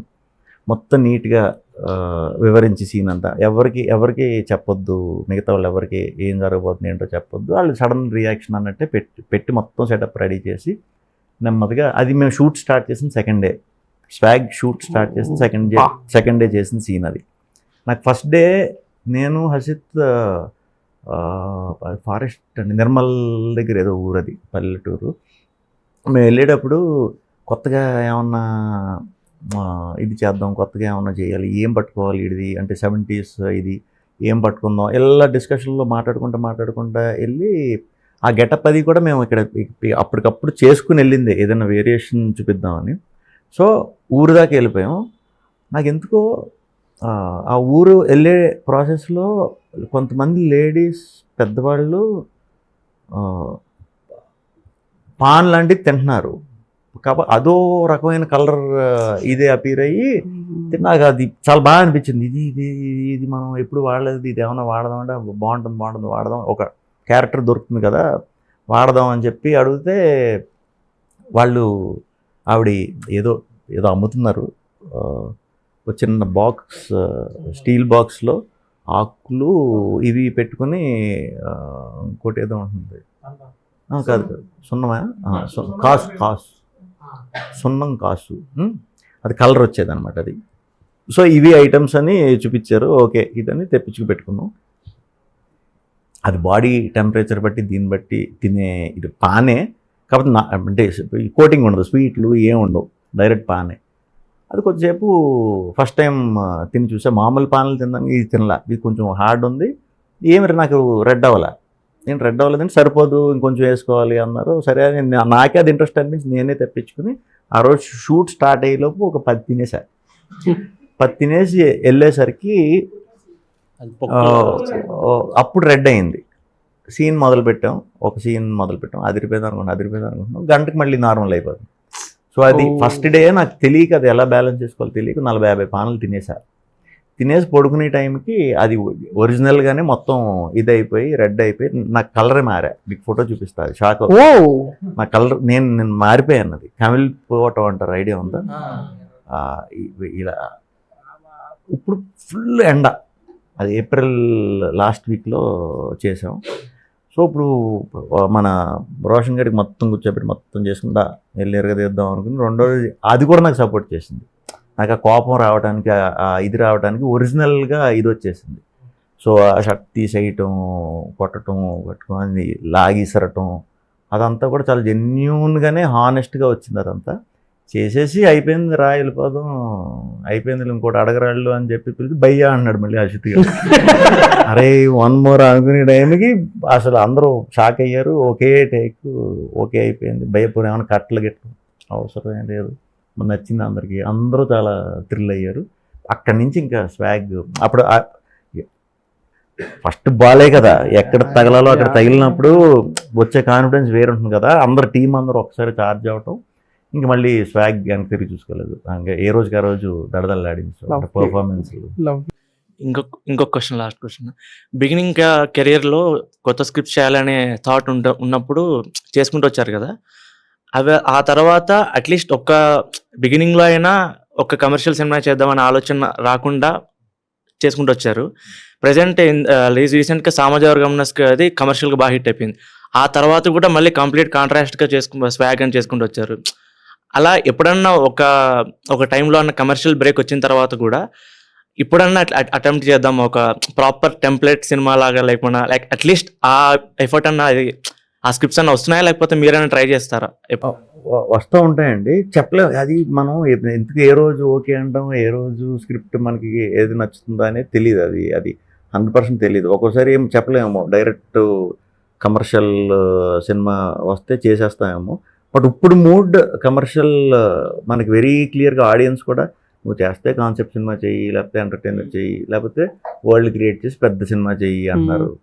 సో ఆ క్లారిటీ మనకు ఉన్నప్పుడు ఇప్పుడు నేను తెలిసి వెళ్ళి అంటే గ్యారంటీ లేదు కదా దాంట్లో కూడా వెళ్ళి ఆ రిస్క్ వేసి బదులు ఇందాక మీరు అన్నట్టు నేను ఏ కొత్త డైరెక్టర్తో కొత్త అటెంప్టో అట్లీస్ట్ అది చేస్తే ఆ సాటిస్ఫాక్షన్ అన్న ఉంటుంది కదా. కొంచెం నేను ఈ డైరెక్షన్లో ఆలోచిస్తాను. అన్న మీకు ఓన్లీ తెలుగులోనే ఉండాలని ఉందా, లేదంటే ఇప్పుడు సపోజ్ ఇప్పుడు నాని అన్న హిట్ 3 మొత్తం లైక్ హీస్ ఎస్టాబ్లిషింగ్ హిస్ ఇప్పుడు మనకి మే 9th చూస్తే 2 తెలుగు సినిమాలు ఉన్నాయి, ఒక ఇంగ్లీష్ సినిమా ఉంది, ఒక హిందీ సినిమా ఉంది, ఒక మలయాళం సినిమా ఉంది, ఆఖరికి నేనైతే షిన్చాన్ సినిమా ఒకటి వస్తుంది, అది కూడా చూస్తా, అన్ని సినిమాలు చూస్తా. సో ఇప్పుడు మన తెలుగు వాళ్ళు అన్ని లాంగ్వేజెస్ చూస్తారు, మలయాళం అయితే గట్టిగా రుద్దుతున్నారు రీసెంట్. సో మీరు కూడా ఇట్లా వేరే లాంగ్వేజెస్ లో హిట్ 3కి అయితే డబ్బింగ్ నాని అన్న వాయిస్, వేరే లాంగ్వేజెస్ లో ఏఐ వాడి దే డబ్డ్ ఇట్. సో ఇప్పుడు ఇట్స్ ఈజీ, మీరు ఎఫర్ట్స్ కూడా ఏం పెట్టక్కర్లే వేరే లాంగ్వేజ్ కి. సో జస్ట్ అంటే నేను డబ్బింగ్ చాలా ఇంట్రెస్టింగ్ గా చేస్తా, వేరే లాంగ్వేజ్ అయినా సరే. సో మెయిన్ డబ్బింగ్ నాకు ఇష్టం. ఇప్పుడు నాకు ఆ భాషలు ఏమి రావు, సో అక్కడ నేను డబ్బింగ్ చచ్చినా చెప్పలేను. అండ్ ఏఐలో క్రియేట్ నా వాయిస్తో ఇది చేసి, అంటే నా సినిమాలే తమిళ్లో వీటిలో ట్రై చేద్దామని ఓం బింబుష్కి అది కూడా సెన్సార్ స్క్రిప్ట్ పట్టుకుని వీడియో పట్టుకుని ఇస్తే, ఏ టైంకి ఏ సెటైర్ వచ్చే ఆ స్పీడ్ కౌంటర్ దీనికి వాళ్ళకి తమిళ్లో చాలామంది పదాలు దొరకలేదు, దీన్ని ఎలా నార్మల్ చేయాలి. సో నార్మల్ చేస్తే ఆ ఫన్ మిస్ అయిపోతాం. అందుకే తర్వాత ఓటీటీకి వచ్చినప్పుడు డబ్ చేసి వాళ్ళు ఏ పాటలు పడి చేశారు, కానీ నేను స్ట్రైట్ చేయలేను. ఏదైనా మూకీ సినిమా లాంటిది ఏమైనా ఉంటే డెఫినెట్గా కొలాబరేషన్ విత్ తమిళ సినిమాలో కానీ ఇప్పుడు అట్లా అంటే మార్కెట్ ఎక్స్పాండ్ అవ్వాలని ఇంట్రెస్ట్. మార్కెట్ ఇప్పుడు మీరు ఓటీటీ చేయడానికి ఓపెన్ గా ఉన్నారు అంటే నెట్ఫ్లిక్స్ కానీ ప్రైమ్ కానీ ఏమన్నా వెబ్ సిరీస్ ఆఫర్ చేస్తారా? నచ్చితే వస్తూ ఉంటాయండి. పెద్ద అంటే అంత అబ్బా అనిపించేసేవి పెద్దగా దొరకలే, వస్తే డెఫినెట్. అంటే మిమ్మల్ని ఒక సైకో సీరియల్ కిల్లర్ గాను, ఒక 90s ఒక డాను, ఆ సూట్ ఒక సిగార్లు అలా చూడాలి వెబ్ సిరీస్ సైకోలో చూడాలి.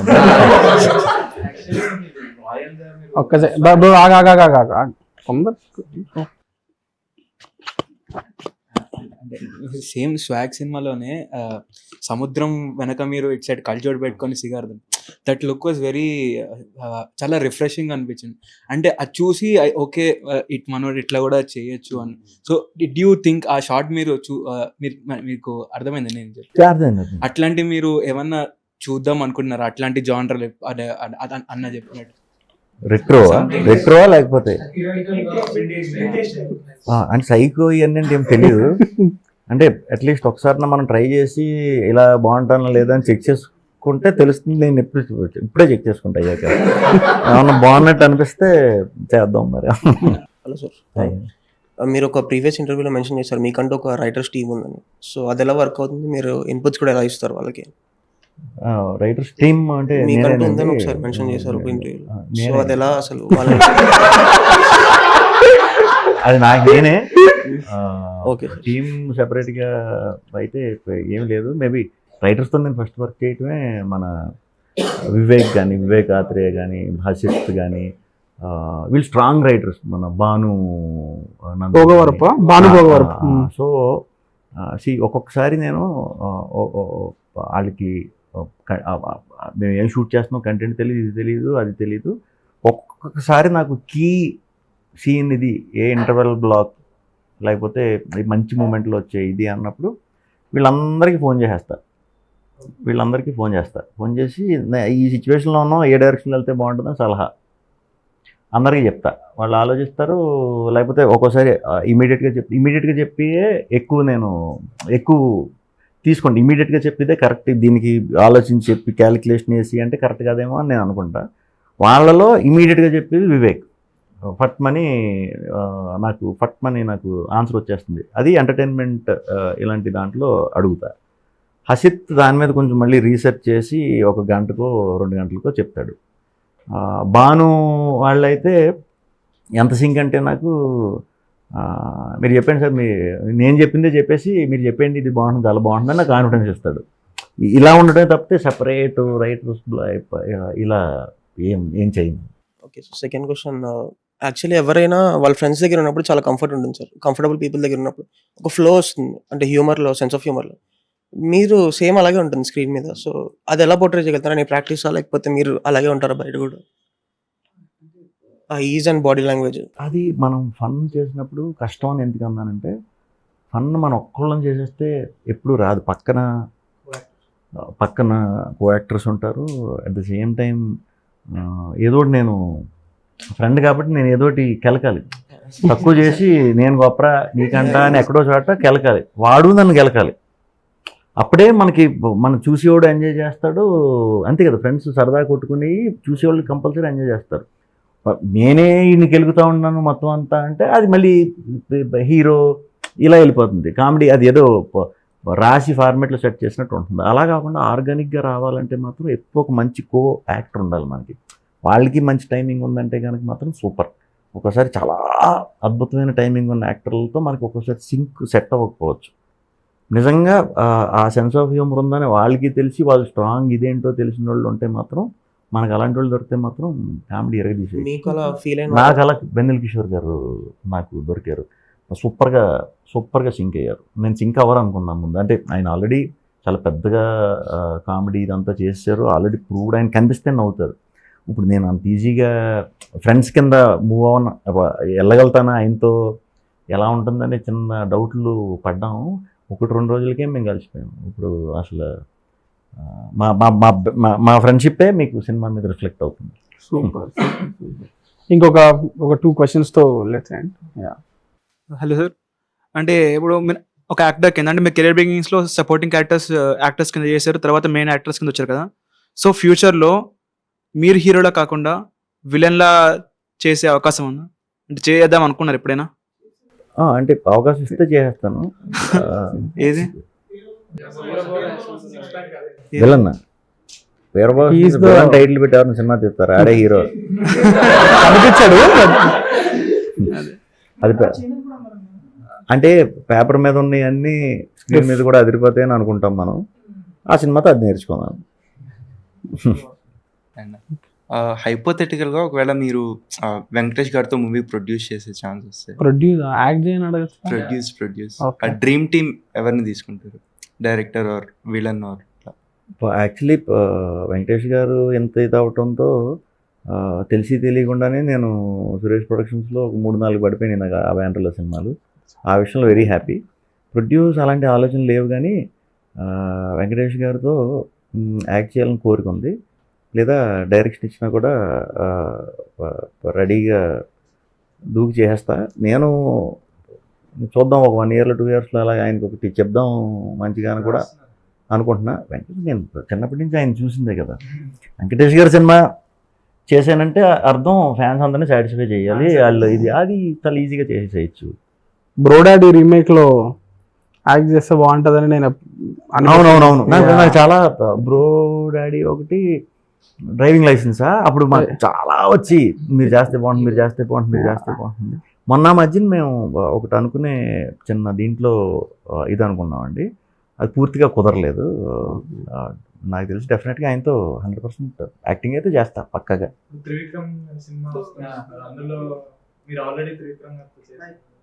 ఆల్రెడీ త్రివిక్రమ్ గారితో చాలా మంది చేశారు కాబట్టి ఇప్పుడు అందరూ దాంట్లో తెలీదండి. అంటే ఆ ప్రాజెక్ట్ వెంకటేష్ గారు త్రివిక్రమ్ గారిది కన్ఫర్మ్ అంటున్నారు, మరి తెలియదు. Okay okay okay